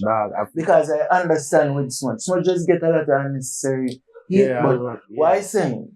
I agree with your point. You play one song too much time. I agree with your point when it comes to you play one song too much time, when it comes bro. to the evil saying like in excess, I'm saying you can't expect them to play majority local music because them troops like Excess, Red Devil, troops like Excess and Chatterbox, they garner a lot more the regional and international crowd. So I understand that. So that's my biggest critique of. That's my biggest dying a critique I don't even throw on the troop of Excess, and that's a critique I don't on the DJs. Right? Because I wouldn't even blame Excess for the man and play. I just like every DJ come on, they got the same set that you could guess. Sometimes you hear a song, sometimes you hear a song, and you could kind of bet like, this is what I'm next. Yeah. Sometimes you hear it coming from a mile away. You know what I feel happen too? I watch the troops because I don't join no troop for Juve. I don't just float around. Because I would find myself stuck behind Sugar Band, if anything. our grandmasters. Yeah, let me pause on that one thing on that yet. You see, like, people that always ask me, oh, you just sugar head up, you don't go with sugar band. I hear sugar band all the time. Mm-hmm. I love sugar band. Yeah. Yes, but you see sugar band on the road, yeah, is a whole different experience. Yeah. Sugar band. So when you go by excess now, you get a different vibe, you get different culture, you get different people, and so with sugar band, I say I ain't love them, I love the music, but it's just the same thing, so you're gonna get the same music over and over and over. I also am of the opinion that sugar band on the road hard to enjoy. It is. The part about it that when we would say hard to enjoy is the crowd. Is the crowd. Because a lot of people when I deal with because of sugar band. No, man, I tell you, like, you got some girl. Bro, you got some girl, bro, in a sugar band where like them want push you down, them want push fight by you, and me have to just look and say, Mama, we're good outside of this, why you have supper with me? It's the music, man. It's the music. You can't put that on me. No wouldn't put that on the music, bro. No, I'm telling you. I don't. Bro, sugar band. I don't know what sugar band it the is. fun Kittitions feral, bro. Like the man when it mentioned the stun and you know about head chip, like sugar like Kittitions does chip out. Mention anything I say much too much. Mention only I say. You just got here LNB the drum, bro. And it's like that's it. It's infectious. Yeah. It's infectious. I've heard it. Yeah. But may I tell you, like, it's too much. Bro, it's too much. In general, yeah. No. Mention just guy, like mention just really got that truest essence of what Whalers do to you. But it's Whalers grandmasters never do that to you. What? Grandmasters got something true when you see, that's why I say I feel grandmasters. Let me tell you the band name. Lad, I'll be honest, that's my opinion. My opinion. Grandmasters is a groovy band. Mm-hmm. You gotta make sure young, mid, old, so they're just a groovy. Huh? On the road too, yeah. On the road. Yeah. On the road, that is kind of transfer. Grandmasters tempo on the road kind of insane. Yeah, no. You know what?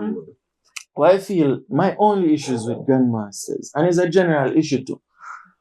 I am against bands singing over people's music, bro.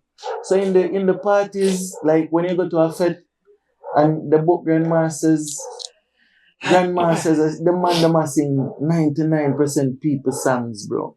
And I watch, like at first it was okay. People used to love it. But now, like people are stand up and watch them.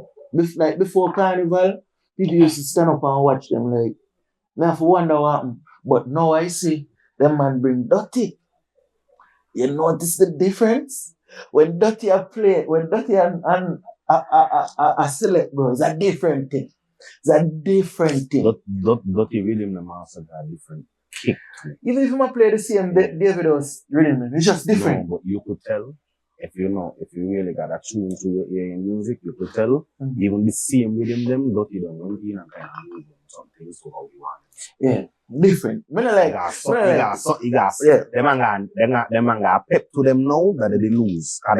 Grandmasters had a pep, like he had a couple, remember the work your shift years, Grandmasters? Yes. The man had a pep to them that they kind of lose, they kind of step into that. You know, a lot of that was Stickle. Yeah. A lot of that was Stickle. Then Stickle get kind of go to the band and then, it was just David House. So Stickle is somebody who don't get the credit he deserves, Stickle do a lot of work behind the scenes where people don't have credit him for. But yeah, so Juve Morning, you also see the big band winning back road march. And I'm proud of it. I'm proud of it, but I still not like road march in St. Kitts. Reason being, how the road march is selected, that's the problem. We really know how these men don't win it up and come out and tell us this way. Like they don't got drop down and a breakdown. This is the points level and that, and some just the total and be like, in Trinidad, when road marching got announced, you kind of don't got an idea of what song based off the criteria. Road march supposed to be the song of the season. Yeah. So really and truly, even the influences that come in, they always tell me, by the road march selection make no sense in a St. Kitts. Like, it should have just been based off of Juve Morning and who jump up and who do a presentation. So, if you're going off of that metric, do you still think Homecoming would have won this season if we had that metric? Yeah, because I'll tell you why. A part of how they judge too is how much time you hit the judging points. When I came into town, I met Sugar Band coming up 4th Street and the first strip. You know where Collision was? Up the park. They're talking about versus ASAP, and that's the next song of the season. They had it was a road. Okay, yeah, talk about realistically? Yeah.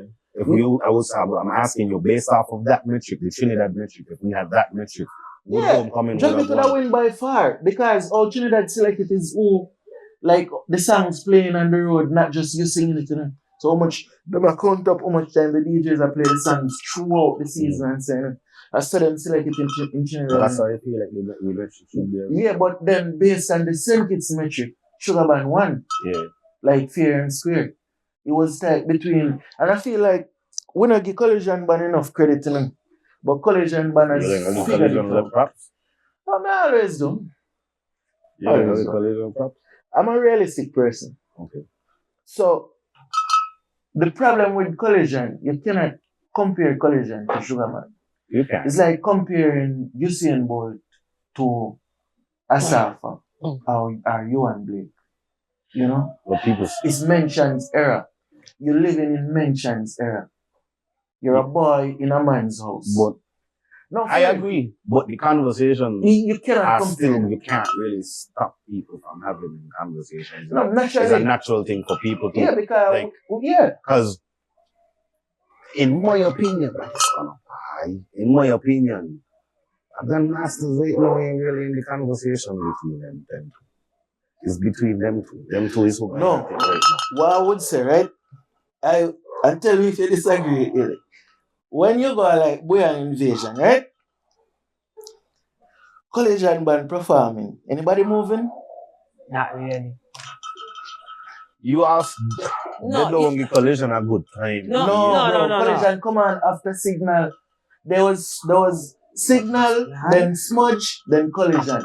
And the crowd was standing up. Music festival last year, 2025. The big band, the small stage, flat the big stage. Embarrassing. I mean, okay. Collision got a song that I like. Yes. You know? But I will sit during a Collision performance. And that's not really being biased. It's just like, you got a little movement. You know what I'm saying? It's just yeah. And then Sugar Band come out. You have the sweetness there. You don't have the rhythm of the, and you could see. Would you agree that each band that's something that there is the top in? But Sugar Band is the top in everything. I disagree. Huh? Wow.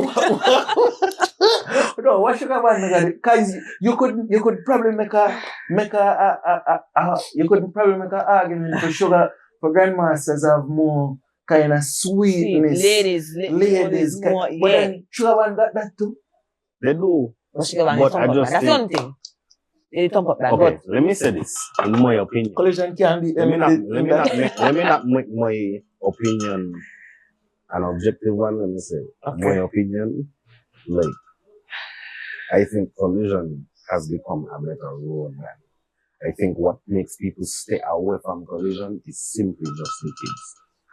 I've spoken to a bunch of people, bro. Like, I've sat down with people for real in a lot of conversations as much as I can and really ask them, do you not like Collision? Or you just Collision is polarizing for you because it's filled with so much kids? And they said, no, that, like, standing up on the side and really say, damn, I get why the kids like them, you know. I myself as an adult just can't bring them. The reason why I say, from my point is just people that be hard on Collision.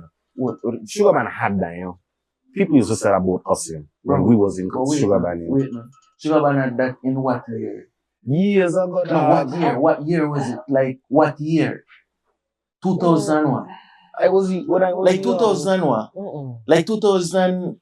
2000? Sugar Band has been on top. Remember, when we gotta remember that this entertainment now, the world that we're living in, a lot of kids is way more involved, Right. A big vast, So even if it was me was telling someone like me was just on the side. Yes. You understand? Yes. But no. What I'm saying, right? You see why? I was No. I was in the body of me, surely. I cannot disagree with that. I was in the body of, like, when, like, No, not I saying remember that. Not saying that kids and something else, but the big, vast, literally primary school kids don't be in collegiate, primary school kids. And I feel the issue is not like that we have an issue with the band. Okay, let me give you an example now. Music festival not last year, the year before. Thursday night, they put on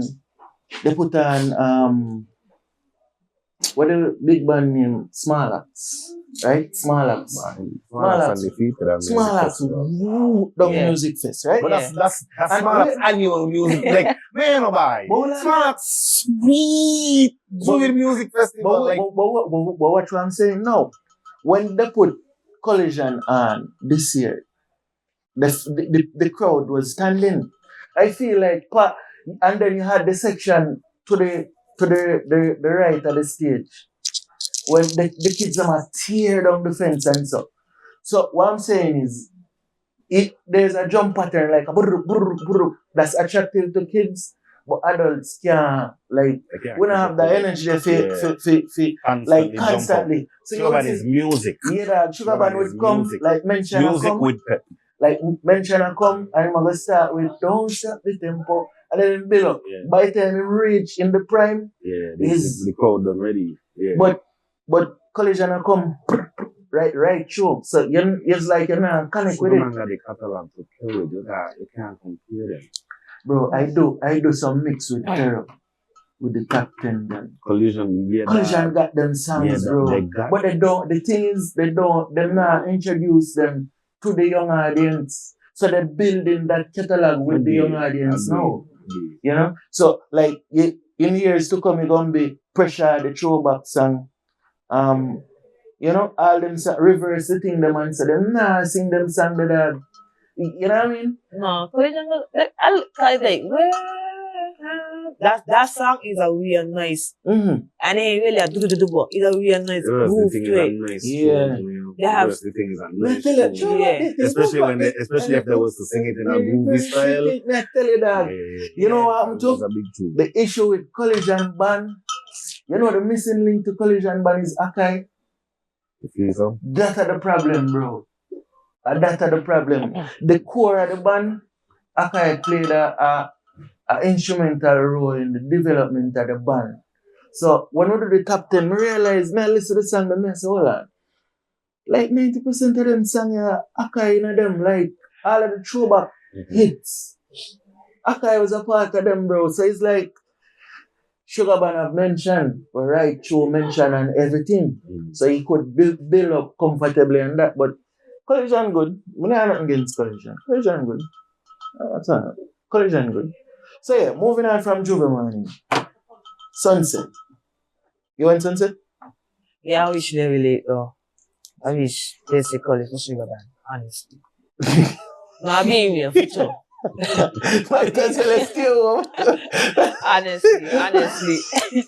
Honestly. Yo, it's one thing consistent with Lilly. She don't listen to Sugar Band. She'll be there for Sugar Band. Yeah. Again, who take Sunset? Mention Root Down Sunset. Oh my God. That's a Root Down Sunset. Coming off of that if you know him, you know. You knew he was coming to tear down Sunset, bro. They're not afraid. You see that blood clot, man, yeah? I don't know. Wow. Like from the back of the crowd, because when Sugar Band start, I like to go to the back of the crowd. Yeah, and I just go up to the front. By the time I reach at the front, it's madness, bro. The man tear down the fence, I've watched countless international singers come in and wonder what make them go and after mention, and then mention start to lift up the code and them and understand, boy, something going on with them people I love. That's why you call it the people's band. Yeah, something about hidden people. Sunset. Okay, so if you're comparing Sunset this year with last year, This last year? was better. This was better too? This was amazing. I think I like last year's Sunset. I think the thing with this Sunset is I see a lot more people actively enjoy themselves amongst the crowd. Year? Yeah. Last this year. year. And I mean, I come late. Like walking around especially walking around the venue. What I would say, last year set the precedence up here. And it's not that this year was down here, but it wasn't up as well as I heard that too. No, for real. And I don't know why it was, but last year, bro, I feel like who was on it too? Like the headliners, Harmony was a high last year. Ricky Platinum with Terrell, they had a mix set in between them. High. Highlight was a crazy high. And then Sugar Band to finish it off was just crazy. And then early up last year, he had Burning Flame setting the pace. You had, like last year was a legendary year. And this year, I'm not going to take it away from Terrell, but this year, it wasn't where last year was. Like, just looking at it, I don't know if I'm wrong. Yeah, no, because be honest, when you see Terrell thing, you can go with that. Like, he able to bring these, like, premium, that's what I'm saying, like, you didn't expect that deal. Where I feel he improved on this year is the experience. So, food was unlimited. Like, you had more options to eat. The ambience was better. Like, the event itself. Like, it felt like by this man put my money to work. Like you see your money. You but see then, the money the difference would have been now the performances. Because even the headliner last year versus this year, Byron energy here, Armand energy. The energy of his performance. Like you have different performers. And Armani being a singer too. With that kind of energy there, it was a different vibe. In my opinion, it was better. Like I think it was like I think the lineup in itself was a mismatch to the headliner and the theme. Whereas you had a supporting buoyant cast for Boyron as your headliner. It was a little off. The headliner should have been a boy and boy. Okay. But Sunset, I would have the Sunset at 8.5 out of 10. Because, bro, like, when you look at it, Terror set the bar so high that, like, you can't dip it like. And he set it high with consistency because it's really no Terror event before.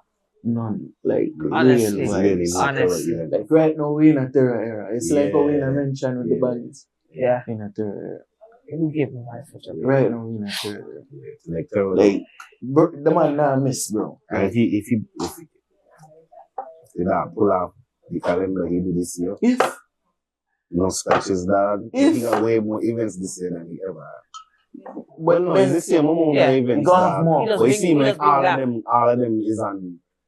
It seems like this year is going for all of them being big events. You know, it's because when you go so big, dog, you can't drop the bar again.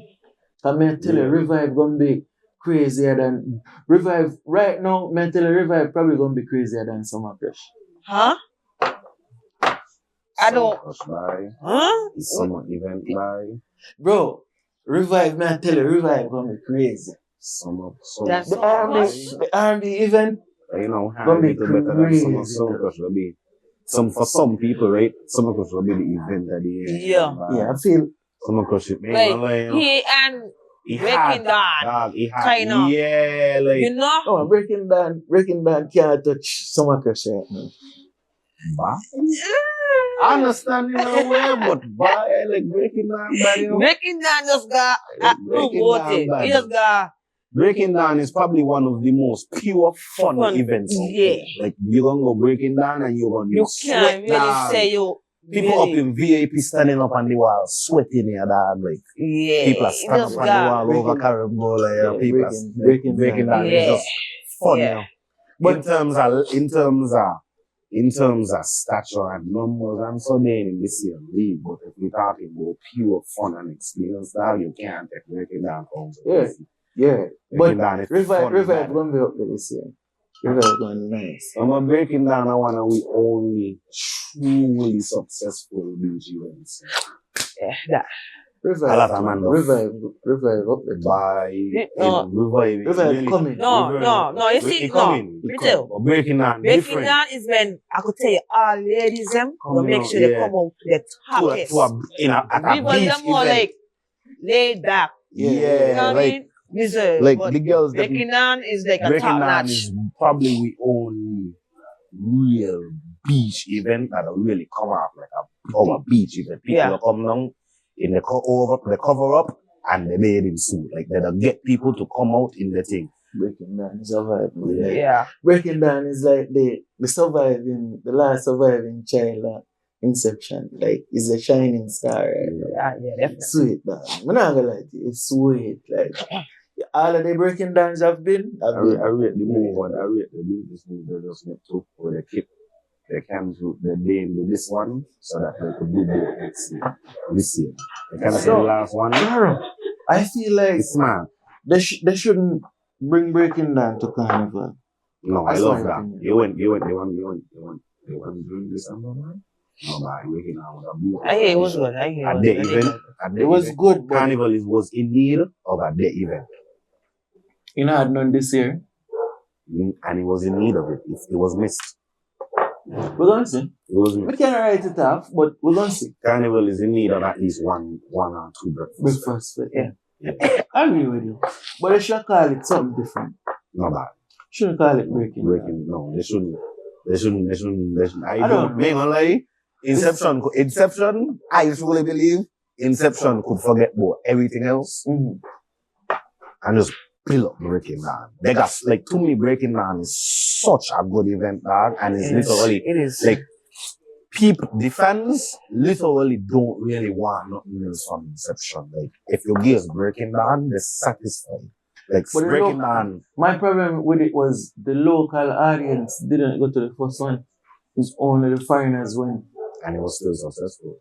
I had a good turnout. I didn't know. Why are you telling me why?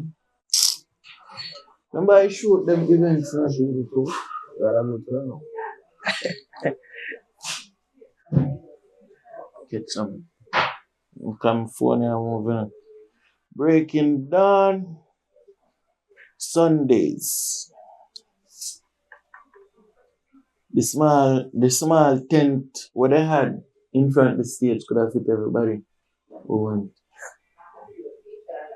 And they had Naila Blackman. And yeah, that's a good turnout too. It's not a good turnout, bro. That's just using she performed. I remember that is just reality. Naila can't headline an event.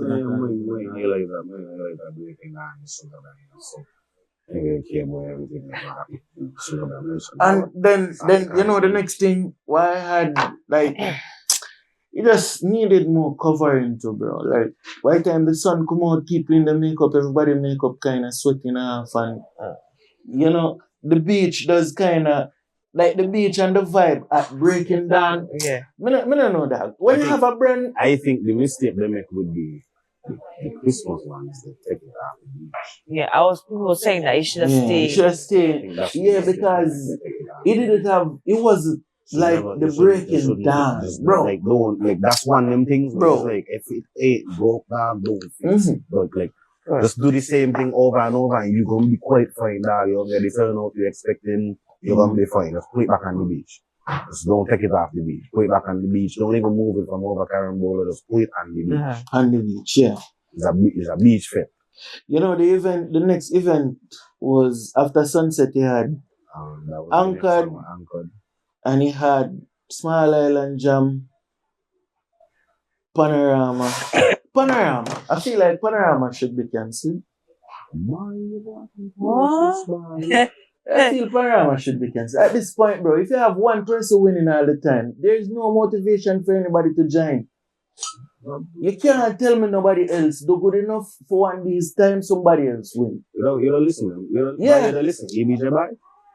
Bro, it's not miles. It's not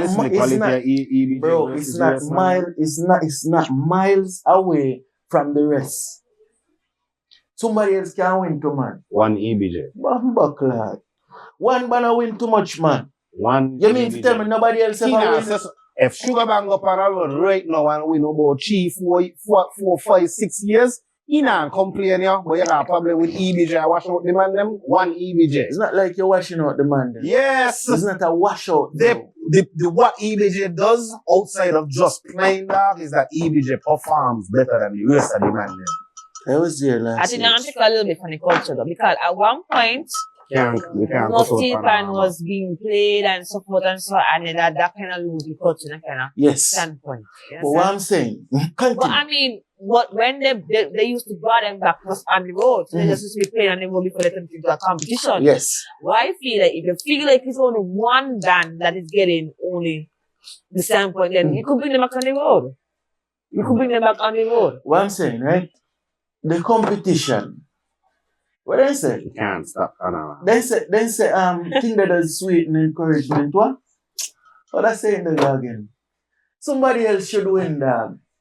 Somebody else should win. So just give them the win out of pity? No, I ain't give them the out of pity.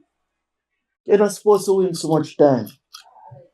How much time? 8 now. So you feel the same way about Ultra winning? Yeah. Yeah. I feel that's the same too, bro. When you have one person winning so much times, it make the thing, encourage people, bro. This is where we enter the people. This is where we enter the part of the story, the part of the conversation, where I will let it be known I am biased. EBJ, the man them don't, to me the man them don't compete and to beat EBJ. And the man them definitely don't really compete to beat us. I don't have no allegiance in this with nobody. But I genuinely feel you cannot have a carnival with one star people are winning all the time. It's not encouraging. I got to step up for that one about the ultra to get. I got to shake off with this one here. So when we come to parade and stuff, we get down to the real. The real nitty-gritty. Yeah. Mm-hmm. Go ahead. Everything for Lilly. Lilly, everything. We talking about parade now? Yes. Yeah. I'm going to be honest. This is no biasness and no affiliation or whatever. Ultra have great costumes, great, brilliant design and so forth. Great props, right? But I feel it's going to be a constant bias because of the persons that are affiliated to Ultra. So you're telling me that you don't think, based on criteria, that they're supposed to win? that they're supposed to win? Every single year that they have won? No, I'm being honest, no. I'm being honest, no. I disagree. I'm being honest, no. I disagree. I'm being absolutely honest. He had 1 year, and not because I'm with Lux and Majesty, I'm not. He had 1 year, I know for a fact. Big up Lux and big up Majesty. I love Majesty. Bro, I have no affiliation to anyone. I love all the shoes. I love Exactly. Kitts Nevis. I love all the shoes. I love all. I love all the Yes. shoes. But So they want to tell me now 1 year that Ultra has won. They feel like a little thing. It's like, oh no, I I'm going think. to tell you how serious this thing This- is. I'm going to tell you how serious. I play Mass with Lux already. And the year I play Mass with Lux, I still have the answer. I always talk to Mass. I played Mass with Lux. Me just speaking from my place. you're not playing mass. You're not playing mass as a regular person. You're playing mass as a service provider. You're not playing mass as a I play person. Mass with Lux. I play Mass with Lux as a regular. So then you can't compare it to playing mass as a service provider, bro.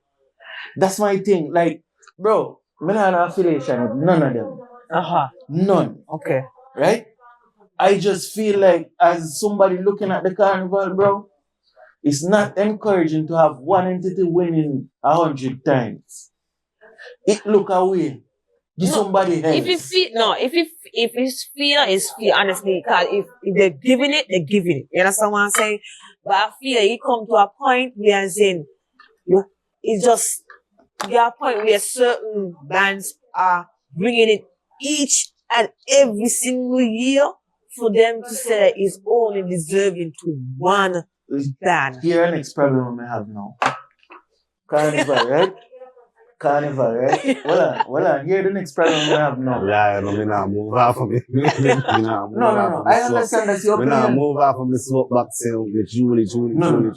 Here what I said. There's little things that Ultra does as a truth that the truth and don't. Wait. And I'm willing to hear. We're willing to hear. But wait, before you know what, finish your argument. To me, right? Yeah. Finish your argument.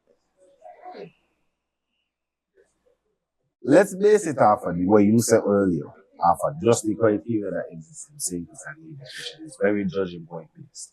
Right? But nobody the point for the judging points like Ultra. I truly believe that. But you're only in Ultra. Yeah. What are you comparing it to? Let me just put let me put a pin in that there. Do you remember the year where Lux performed on the stage and actually broke in the stage? Whereas in Ultra had to perform on the road because the stage was no longer there? Do you remember that? That was actually the other way around. You think? If you're talking. No, not this one, the one previous above. Remember if you're talking 2024, it was the other way around. No, 2023, I think she had that. No, because remember it was the first carnival after COVID. Lux was Ultra was first. I don't know, but either way, I think we was Ultra before has them. always gone down from my recollection after the first road Juve after COVID. Ultra has always gone on first. There was no point. They think this is the first time since COVID. I could be wrong. Don't quote me. So if anybody out there correct me. If I could recollect. Lux brought down the stage on that time. Yeah. Lux teared down the stage. Yeah, but the person affected by it wasn't Ultra. No, but I'm not saying Yeah, but I'm saying. Her point is not affected. Okay. Her point is Lux brought down the stage. The man held on the stage. Because you say physically break. Ultra have the most vibes. So I'm saying we literally destroy a stage. The stage. You destroy the stage as well. A stage can only be destroyed once during a carnival. Because it's not being repaired in the middle of the Don't get me wrong. I can't really talk much about Ultra. This year I just wait to experience mixed in between. But I didn't really catch them. Costumes, amazing. Every single year. Amazing. Top notch. You understand what I'm saying? But I think it comes to a point as in, it's not just about the costumes.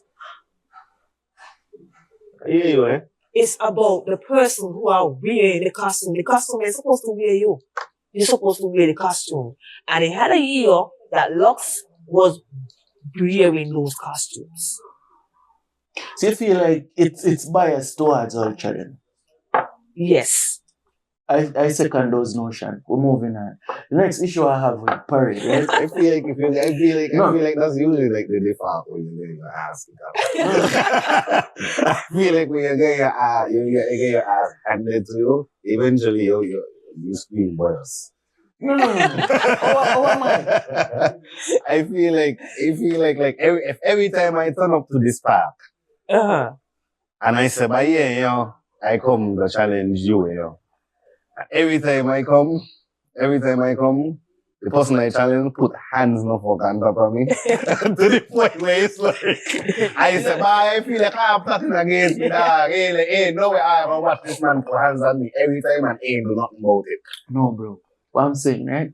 For a small community like St. Kitts Nevis, in the carnival, there shouldn't be a particular band that wins 8 and 9 and 7 times. for one competition. No, but do you truly, honestly believe that, you truly deep believe that Ultra deserve all them time that they won? No. Yeah. You believe that? Yeah. Okay. You didn't experience all to know, so you just biased. You're biased. So are you not biased? You can't. So wait. Let me ask you a question. Are you not biased in this conversation? No, but I'm asking you, are you not biased in this conversation? I just said, sugarcoated here. I say, it's one Ultra, But okay, we're moving. You can't tell me. I guess then we just call Lux the people's band, just like us in Sugar Band. Sugar Band. Because if we're talking about it, right, the only people that really complain about Lux losing is like them man got the largest international crowd. You check, Ultra is the people. Ultra is the people who won. Like Ultra is mostly locals. Ultra is mostly locals because Lux actually got it. That's a statistic. It is. That's a statistic. It is. Regional and international people, right? So if we're talking about the people's band, the people are Ultra. Would you say Ultra is the people's band? Would you say Excess don't deserve to win? But Ultra is also the people. No, I'm asking. There are more. I'm asking. Ultra, Excess has more of a balance. No. Yes, Excess. This year? Not really. Me say what I'm you know how much. When I'm biasing, so you want to tell me that's why I'm not biasing. the full if Excess this long on 4th Street, and you want to tell me the clock in the middle of this, cause we all see the shot. Yeah. We all see that Excess full out 4th Street. You want to tell me Excess pull that much people, and all of them is international people. No, more than 50%. But they have more than 50%. But they still have more of a. We're not talking about just we're not including the diaspora people as local people. You know, we're talking about all of the people that are coming for Carnival like Excess Darrington. Bro, the more locals was in Sugar Band, Red Devils. And those minimum. Not saying it was not a lot, but minimum. But you hear what I say? No. My next issue about Parade. My next issue about Parade, right, is I feel like somebody was pointing it out to me. Because I personally didn't go. I watch it on TV. The fact that Parade Day, town does be too empty. Yeah, road. Like the road, you cannot have. I don't know the reason why the judging is outside of town there, but I feel like the town itself is too empty during Parade. Something needs to be done about the road itself. Because by the time the first band that go around, reach round on the Bay Road, on the road there in front. But don't listen in. When they come around, by the time they reach around there, nothing in town. We mean, judging point, we stage passion should be in the heart of the capital. Yes. But I think by the circus somehow should be the. Remember at one point he used to. I feel like by there. Because the heart of the capital is the clock. Yeah. But logistically speaking, that's difficult. That's difficult. So if you put it across the road. No, remember he used to be at the Bay Road, Rams Bay Road at one point in time. He used to be there and then they moved it. So I don't know why. The reason for that. I think it's a logistic thing and a traffic thing, I don't know. But anyways, as I was saying, the issue I have, right? I agree with the person when you tell me this. Grandmasters should have never been allowed to go with Lux. Because that's one extra troop that's not on the road. If the carnival is growing, the amount of troops on the road should be growing too. Because right now, the first I say, right now, Sugar Band will want to bring their own troop. So, like a extra pressure on Zeus. You know what I say? You hear what I say? So, like, it need more troops on the road. So I feel like Grandmasters should have kept their troop. If Sugar Band bring their own troop,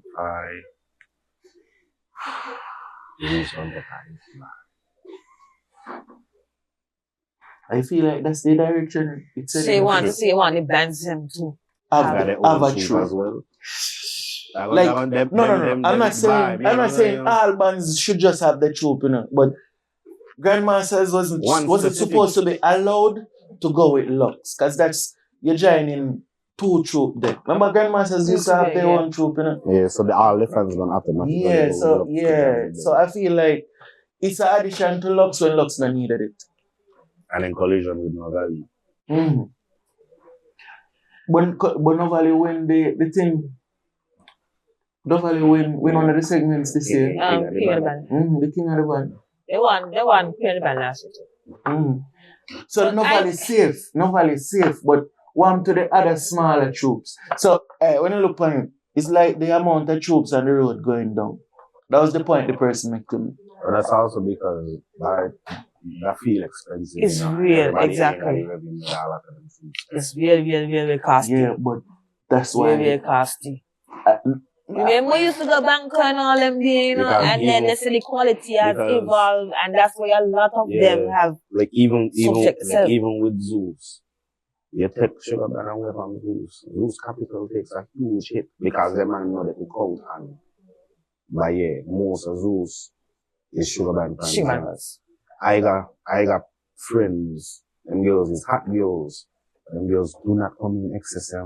The friends gone in excess and the other man that year, fantasy, Sugar Band too. It's when it was fantasy, the girls ever in fantasy, now it's direct the Sugar Band main troop. And the girls ain't care how we look, they're going in that troop, you check. So you got some partnerships where it's like the band and the troop come together to make a profit. It's so difficult for them to separate. Sweet Sugar Band is no band is sweet like Sugar Band. Oh, I'm telling you, man. Any band can compare to Sugar Band. Stop pushing the narrative on the road, my father. That we don't support Sugar Band, bro. This is what I Stop pushing the narrative there, bro. This is what I say. Sugar Band are the greatest thing. Up dog, nobody had the One of the best thing I see mentioned do for this carnival, the rope system, them man enforce it. Because again, he going for road march. So the problem in a Sugar Band is not the people who pay, you know. It's that are free people come in and mount a badness and this and that. So make the people them who pay enjoy the band. The band them was the free route. Over years, the band was the free route. When you're not like the park around it was. I'm not going into no shoot. I just going into Sugar Band. That's change, no. Yeah. That's change. Yeah. So I love it. And that's the only reason the man could have win. Bro, I went Sugar Band go jam for a while, right? And that was the troop that's moving the fastest on the road. Like them man a push. They was going for road march, bro. Like Juve Marlin was specifically for road march. And I feel like I'm proud of it too, because this is one of the first times we see it where like it's a true reflection of the culture. Like in past times, yeah, it's a Small Axe win and you don't even know the song. What Small Axe win from win. The year when the man gave, I would song win over area code. Live off your stress. No. Live off your stress. Yeah, dog, live off your stress. No. Yes, live off your stress. No. Yes, live off your stress is win the year. It was an unknown song, brother. No, by the year when area code lose, live off your stress win. That's when they're taking up plans so probably. You're thinking about the year when Ken and Barbie lose to Small Axe Tune. Ken and Barbie lose to outside again. What you saying? I think you're right, you know. I think you're right. Hey, with a collaboration. What year, Sugar? What?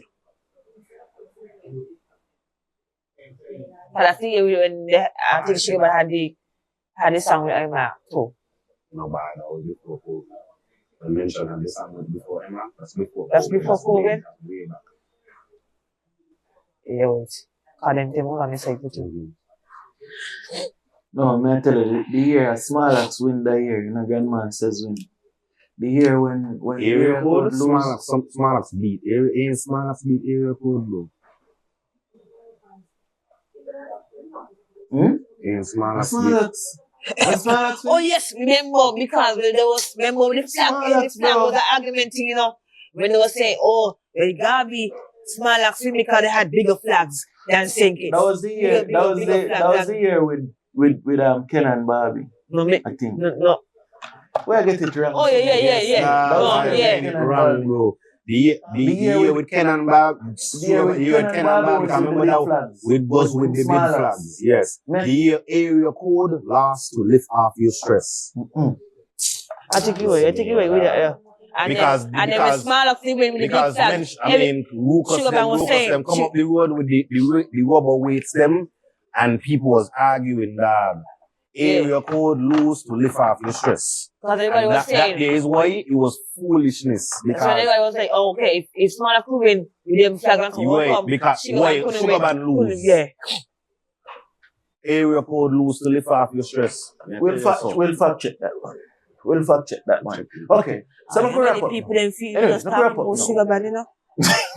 Everybody on what they say, bye, don't talk about sugar band.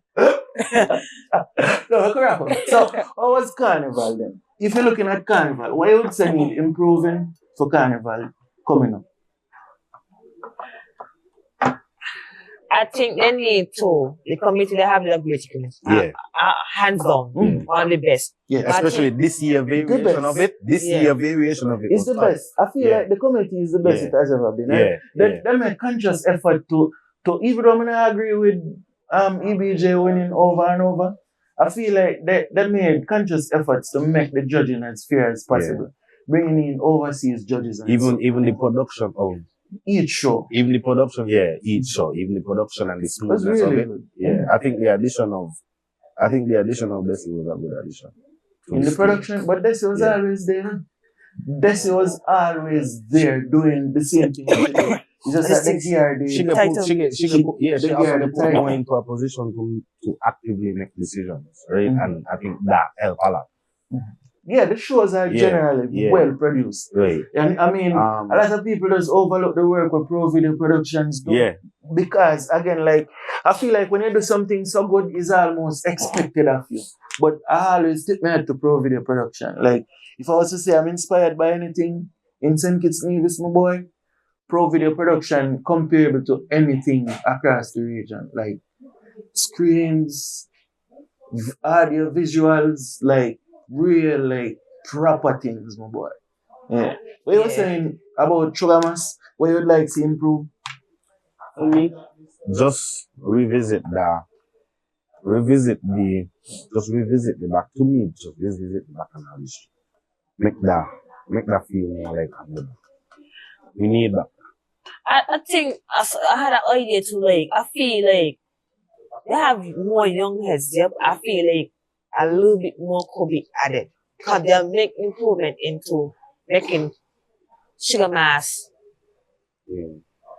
attending to everybody, you know, so everybody's supposed they got a section for the elder, the section for the maid, they got a section for the young person.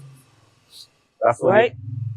But then I feel like, for example, everybody know when it comes to Senkers, we walk up this, right? So I think they could even have an event where then you could be like, a dancer competition because the man them could walk up and the ladies in could walk up. That's what I'm saying, like, bring it to like, be like, this is the event. I wonder who can win this year. I wonder who can, you understand? Because, for example, St. Paul's man them, you know, they know for they walk up with them. And so, like, you know, we could bring in a little bit more thing. And then the next thing too, what they need to work on. I don't know if it's just the committee, but they need to work on the age limit when it comes to these events here. We need to talk about that. I cannot, it's like, when you, for example, I'm a teacher, right? It is very uncomfortable when you go to an event and you see your students and they, what age group you teach? Huh? What age group? From first farm to fifth farm. So from like 12 right up to 16. And you have 12-year-old in these parties? Yes. Who you blame for that?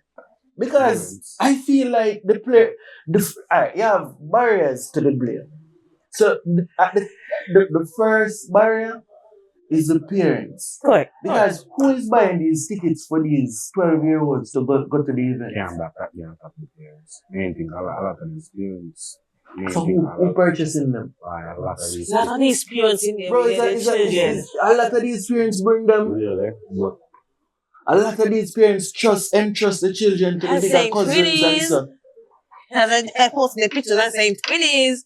with them, and they tell you where next to them. Which is certain events you can probably interject, yes. Most definitely is some events where you have the amount of man that is gonna be affected by alcohol, and let's be honest, some females are overgrown, you know what I mean? Mm-hmm. So then if you mix alcohol and you mix other substances to that day, whereas in these kids they're drinking more than me at these events, it's gonna be a real big problem until something seriously happens. Just for example, the other day when I hear a story that some lady drink there, Spike. Spike, yeah.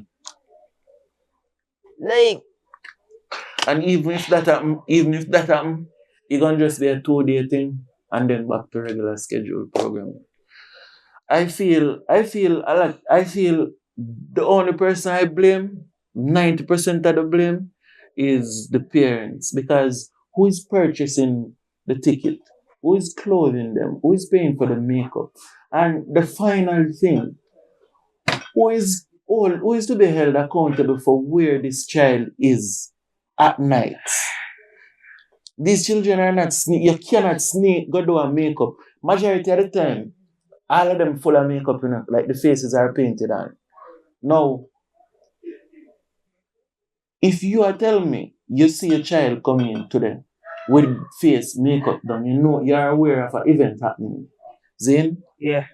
Who is responsible to say, hey, where you going? I feel like What are you doing tonight? I feel like what we got acknowledge too is that is part of a bigger problem that we can discover in the conversation of Carnival. That's a bigger, that problem specifically, like that's a problem you can't isolate to the Carnival space. That's a problem we got with how society progressing in general. So, mainly we really want us to delve into that conversation more because we ain't gonna deep the time we request. That is a deeper problem. That is a problem of like parental neglect and parents not willing to dedicate the time it takes to really raise a child and realize like, hey, me now as a mother, I gotta sacrifice the fact that I got 12-year-old, this event is in the night, I cannot go this event. The parents don't really want to sacrifice their young life to raise their children. I just think we need to go back to presenting, because he had a point in time, you couldn't go into events without and the man, right. But then the parents are coming with the child, and if there's an adult amongst the child, that's what they squeeze that. That's how the problem in itself. And okay, and then when you look at it, right, a promoter now look and say, a promoter is not at the gate. Whoever they're hiring at the gate, they might look to the numbers. So if it's like they don't want to put on an extra barrier. That's what I mean about the sacrifice. We society to be moving. You can't buy. You're not supposed to be alone. Huh? You're not supposed to be alone. And that's true. Like what you see what you just do. You just present both sides, but you realize what missing when you present both sides is the fact that nobody making the necessary sacrifice, and the necessary sacrifice is that you're 12, you cannot come in. Because the promoter trying to make up your number. Yeah, you don't buy your ticket, but realistically, it's supposed to be, but hey, matter if you don't buy the ticket, you know, that person cannot present the ID, they cannot come in here. You was never supposed to buy the ticket in the first place, yeah, because they could not come in here. That is the sacrifice we gotta make, you know. That is the problem with the direction. That's why I say it's a deeper conversation. That's the problem with the direction with society heading. Realistically, it's supposed to be playing out. Yeah, dog. Let me see your ID. Oh, that's my daughter. She 13. She ain't got no ID. But she can't come in here. Oh, but I don't buy me ticket. You can make nice all you want me. She can't come in here. She can't present her ID for herself. Well, I gonna get a refund. You wasn't supposed to buy her ID. Non-refundable. And that's a sacrifice. You're supposed to be able to stand on that and really make that parent take the child, carry them home and say, suck it up. I bet you spend your money, you bet you don't buy them a ticket next time. A 12-year-old has no place in an event. When I was 13, I was young. When I was 13, I was like, if my parents gotta go out, At 13, I could spend more money myself. You check, yo, father, yo, I going out. Make sure if you're going to sleep, lock the door. But no, I want to go to this event with my father. I can't bring myself to come say that. What mean I going to an event with my father? My father was going cool of it and Inception and so he ain't more them things like this thing. My family went these events and so when I finally start to get to go these events now, I get to experience them for myself. I reach a certain age, dog. I had to reach a certain age to go these events, dog. I didn't know where I was 13, dog, in the event, booting up into my father. Booting up into my big brother. You're crazy. I go in the event and this person who I talk to, a child. But not a child, booting up to they me. They have it VIP. VIP, like, that's the sacrifice. The necessary sacrifice is, yo, you cannot come in here, you cannot present already. You're right. I genuinely believe so. Like if you play devil's advocate for both sides, can't play devil's advocate like that's one them like, things. My thing is why I would say parents. Yeah. Is parents. Yeah, like that's one them. If the parent is doing his or her job, then you wouldn't need that extra layer. So now the primary layer you're supposed to have is parent. The secondary layer is the security saying, hey, present that. Yeah. It not being allowed is where, okay, cool. If the parent want to if the parent feel they're gonna go to the gate and bad it up, we have now the second layer of, yo, you commitments, you want this child. That's a child. That is a child. Yeah, we get too comfortable. This event is 18 and up. Yeah. You have to present your ID at the gate. You check. You have to present your ID at the gate. That child doesn't have an ID to present. You presented your ID. You could come in here. That person. You could present your ID. This child and reach cause any reasonable adult has at least one ID. So it shouldn't be a problem for no adult to present their ID. And any adult without an ID and medicine going fit, you got your priorities mixed up. I want you going fit and ain't an ID. Where you get that desire from in the first place? What's there for you? Nothing is at a fit for a 13 and 12-year-old. Right. Like what you doing there? What experience? How can that help you at these ages? And then, boy, as I say, it's a deeper issue. You're still in your development stage, you don't even really know what you want to do with your life. Consuming alcohol at them ages. Nah. Your brain not even develop yet, so you can't even really, your frontal lobe can't even fully develop properly because you don't start poisoning your brain with alcohol from you. I'm really talking about that because music festival was facing right, we got cracked, it's something we got cracked down on as a society.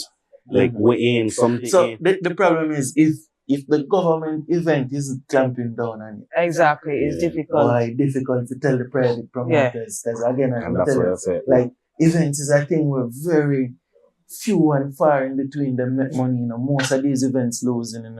When you look at the logistics, you look at the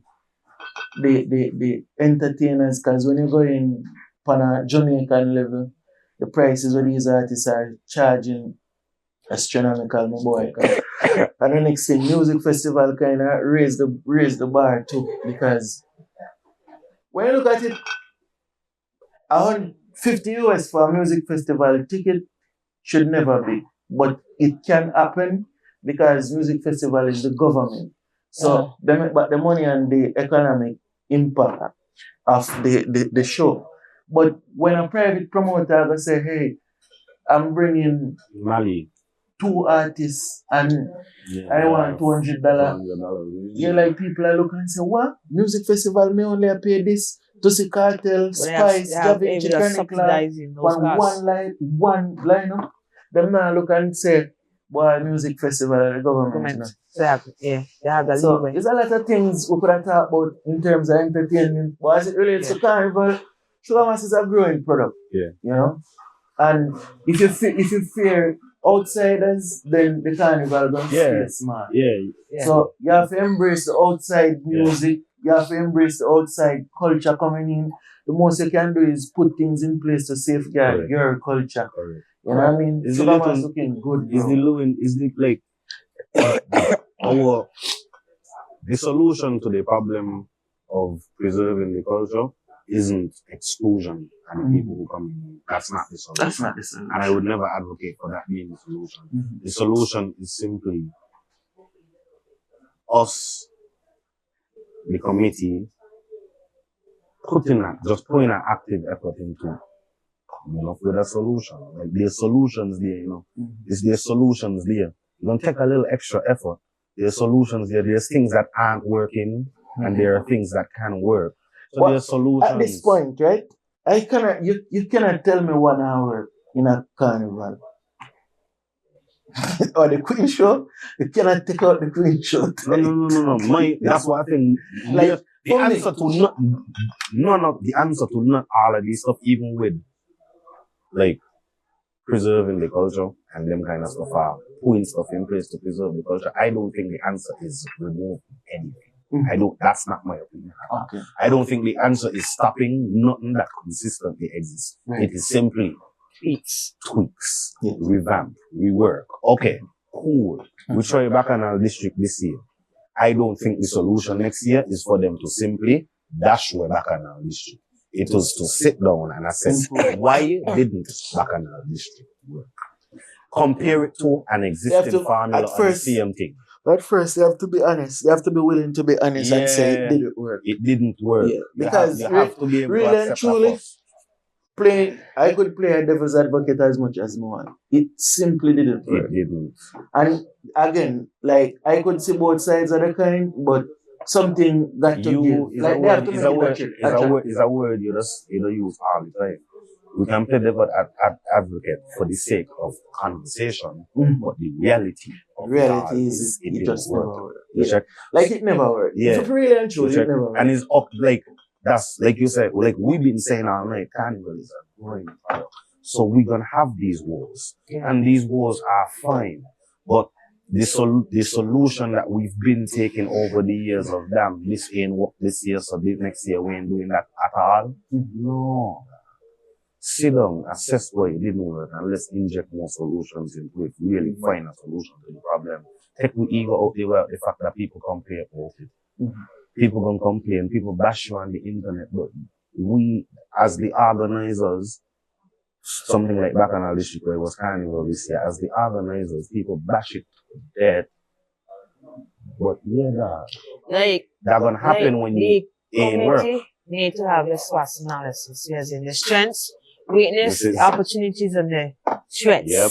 Meaning different carnivals, because that has to come in play also.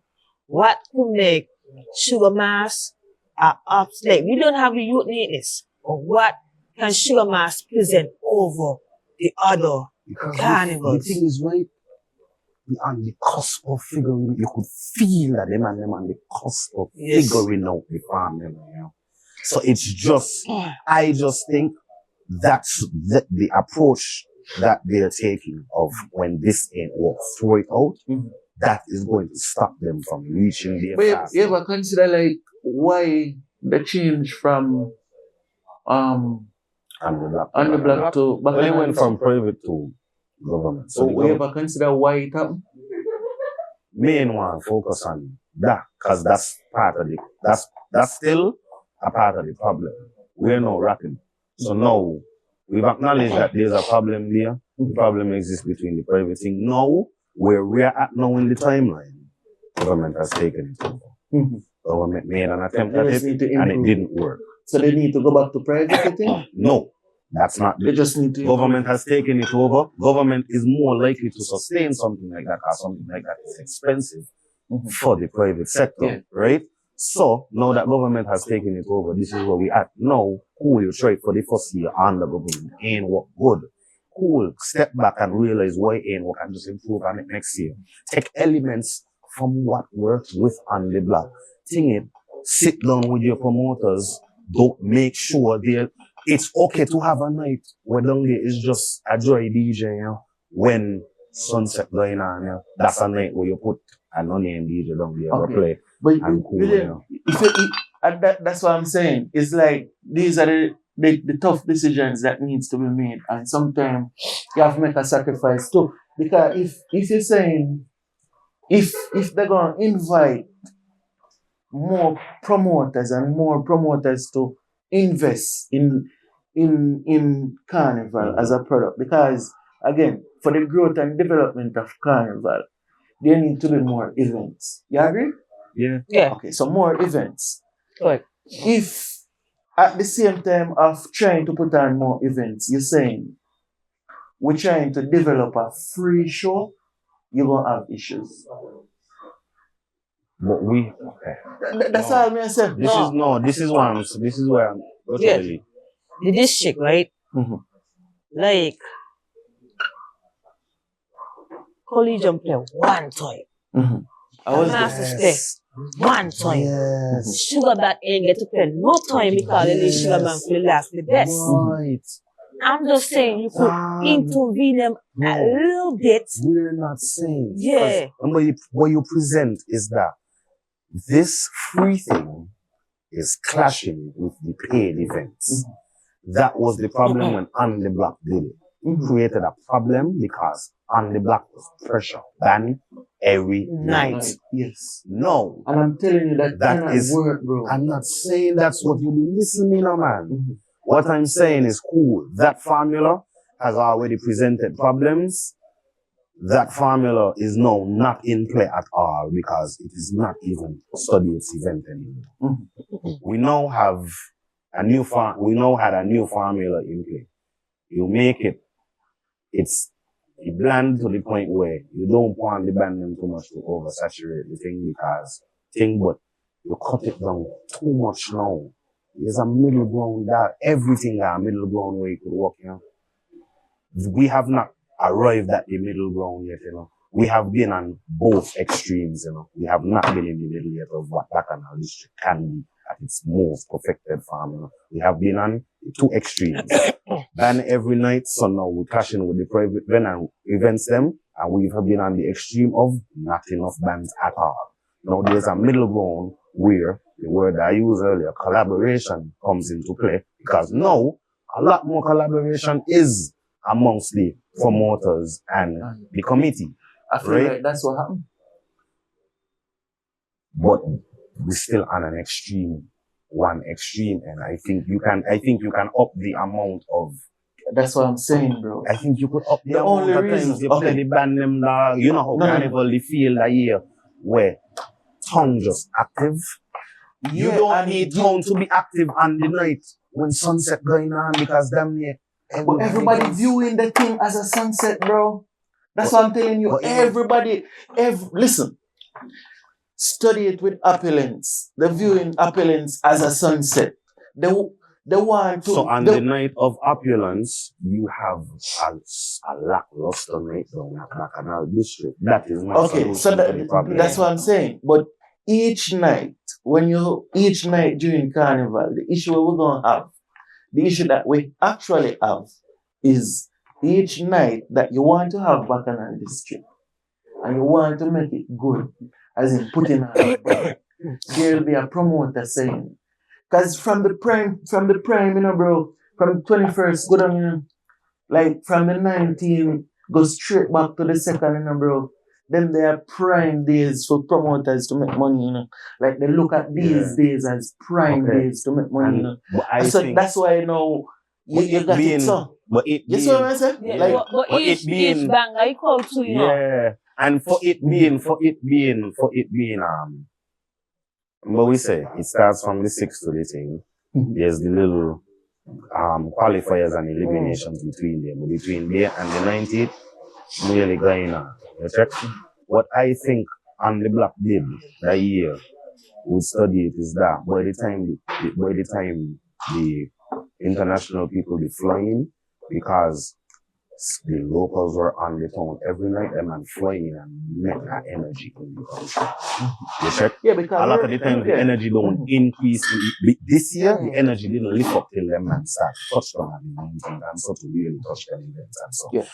The year when On the Block had it, when Study It had it, and it was active every night, them and flying to an atmosphere. So we need to find the balance between, because I don't think, I think it started earlier then.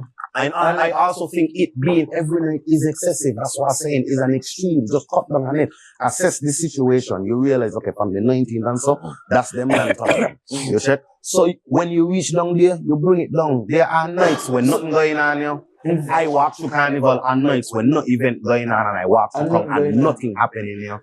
And this is after the 19th and so, to you mean talking about just this is after the 19th and so, where I walk to town and nothing was happening, you know. And them nights is what I talking about, is the nights where, okay, cool, there's no private event tonight. We got Sugar Band Collision Grandmasters in town. We got 3 DJ. Boom. We lift up tonight. We make sure tonight don't die out. We make sure the town don't have no dead nights. And then, say like, that's just a space. I'll just train out 2 events. Set 2 events in accurate dates. Say that's between sunset, and then an empty day, then anchored. Let's just say that empty day, nothing happening on that in between night, and then it's anchored. So, you have a lackluster night and back in all district down there, and nobody really down there. Right. And then you have sunset, then you have hype night down at back in all district, and then the next day you have anchored. Nothing really going on because you know anchored guy crowd tonight. Okay. You check, it's just take a lot more collaboration amongst the people. It doesn't have to clash. I understand what you're saying, and the conversation kind of long at this point. But I get what you're saying. Yeah, you just did. But we're up now. I saying, right? There's a lot of opinions we can have, and a lot of opinions we actually have. And if this conversation was open up to more people, you would get even more perspectives. Yeah. But these are just our perspective. I mean, feel how you want to feel about them are just our thoughts. Well, personally, it's my thoughts me put forward. For Carnival, I don't know how it can be improved. It's just to continue on what they're doing. My only suggestion is to add Soca Monarch. We need the top dog them back in Soca Monarch. Cause this year Soca Monarch grow a lot. Like I see a lot more people. It was in the stadium, right? And I thought that would have kind of killed the vibe because you know the stadium had the seats. But then after a while, what I realized is the songs, people supporting the songs and the artists. So if it's just one competition, it would just keep that buzz, like the event kind of atmosphere. But yeah, Carnival was good, man. Carnival was really good. One of the events that surprised me too was Appellants. We're not talking about Appellants, but Appellants turned out real good. That was Sugar Band giving the performance of the season. For Appellants. You think Sunset was good? If you think Sunset performance was good, bro, yo, the man go down in like the throwback them. The tour was good, right? He only sing Homecoming once. And I think that was like the last song, one of the last songs. The man rip up the place. You know, that's the next thing too. Now, taking like you saying about the bankers. I feel like, you know, when each band do the release, and so I feel like it should up it to like a stage setting. You know what I'm saying? They need to rework all the band. You need a little bit more hype to it. You see with but it comes down to the individual bands. You see with them having you think Carnival should collaborate? Yeah, well, they have the band association now. So you see with them having the band association now, I think now them and Carnival, because each band has a representative. So now there's more of a system with how when it comes to coordinating with the band members. I think we need to get more collaboration with the release of the band members, because the radio station formula is cool to put it out there, but we need more kind of outdated now. We need more of a spectacle around the music. Come down to the bands individually. Like, a lot of them kind of stuck in them ways. We need more music videos for the bands too. What's it this year? This year, I don't know, I'm going to see the Homecoming video. What happened to it? You see Ruckus, the 2 videos. Yes. You see the full Homecoming video? Yeah. Where? Go on YouTube, you see it? On Sugar Band page? That's a problem as well. Is that on Sugar Band page? Yeah. And next thing, when the music... That's a problem. 869, Yeah. down on the page, That's I not know. Sugar Band page. Wasn't that Sugar Band page? I think that's direct, like New Wave something A69. I think that's what I New think Vibes International, I think it name. I'm not question signal. But I'm gonna look for it. But the point, let me wrap up. The point is, I just genuinely feel like the bands need to come out of this little local small mindset. Like the song's supposed to be on Apple Music, the song's supposed to be across all platforms, and we need more music videos. When I look at Collision Band, I put out some things and I said them a music video, bro. Like, They're more like compilation. them done already yet, bro. They're more like compilation. Them done already yet, bro. Them personally, them done already yet. They're more like compilation. Them done already yet, bro. But they're calling them music videos. Sugar Band did well with their music video. Ruckus did well with his. Ruckus had 2 good videos. And overall, I feel to for the Carnival to get bigger, the quality of the production in the music need to raise too. Because the songs not sound as good as they sound live. Like the recordings not sound as good as they sound live. Like It's supposed to always be a step up, but there's still room for improvement. Yeah, there's a lot of room for improvement in the production, especially for a band. With a band, like the band music production supposed to really be better than a solo artist because the final, hold on. I want to talk about one thing before we go. There's always this little narrative that St. Kitts artists need, like we're supporting the buoyant thing, but Dominica is bringing any of our St. Kitts artists. Yeah, me and agree with that. Me and agree with that. How you feel about that? Like I genuinely feel the only reason why you see the buoyant artists is because they're popping. Yes. Like that's like when we talk music, like we think people have grown to love beer music. It's just what it is. And now we need the music now, jab and all those stuff, words and all. So that's what I'm saying. So you gotta cater to what is light. You also gotta give it. You also gotta look at the landscape of the place. Kitts Nevis is a musical place where the people themselves listen to a lot of music. And you can't really help but have multiple genres popular here.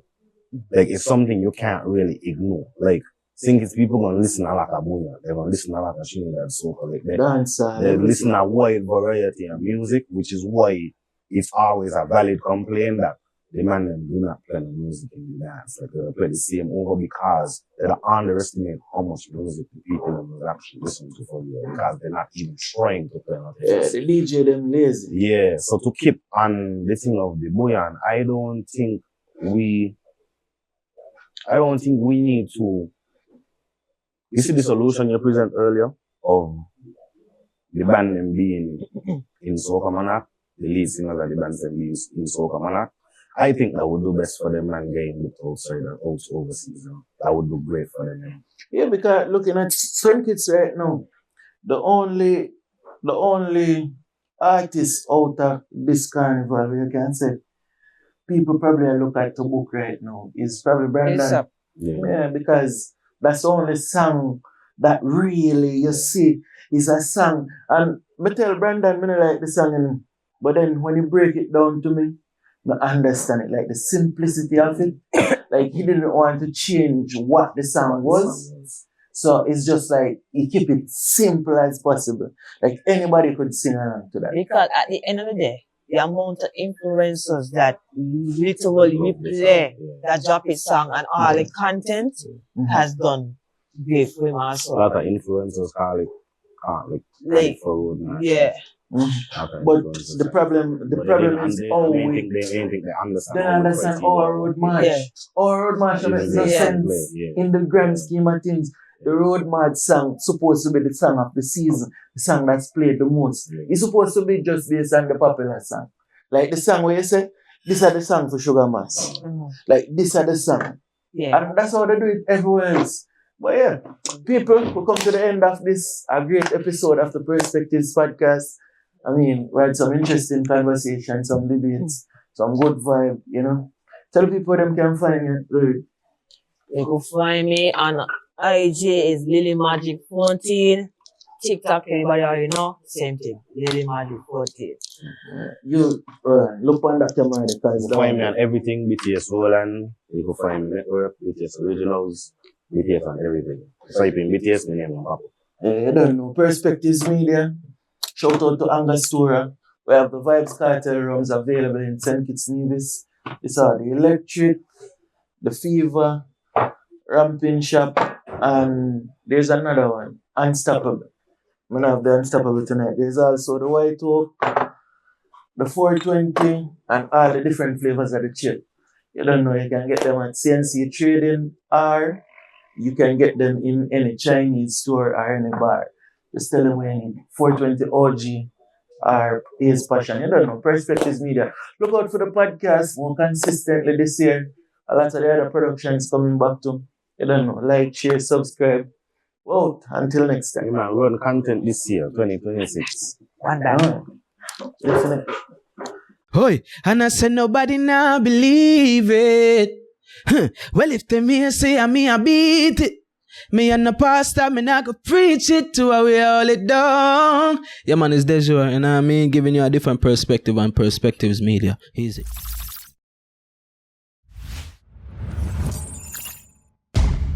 Perspectives Media.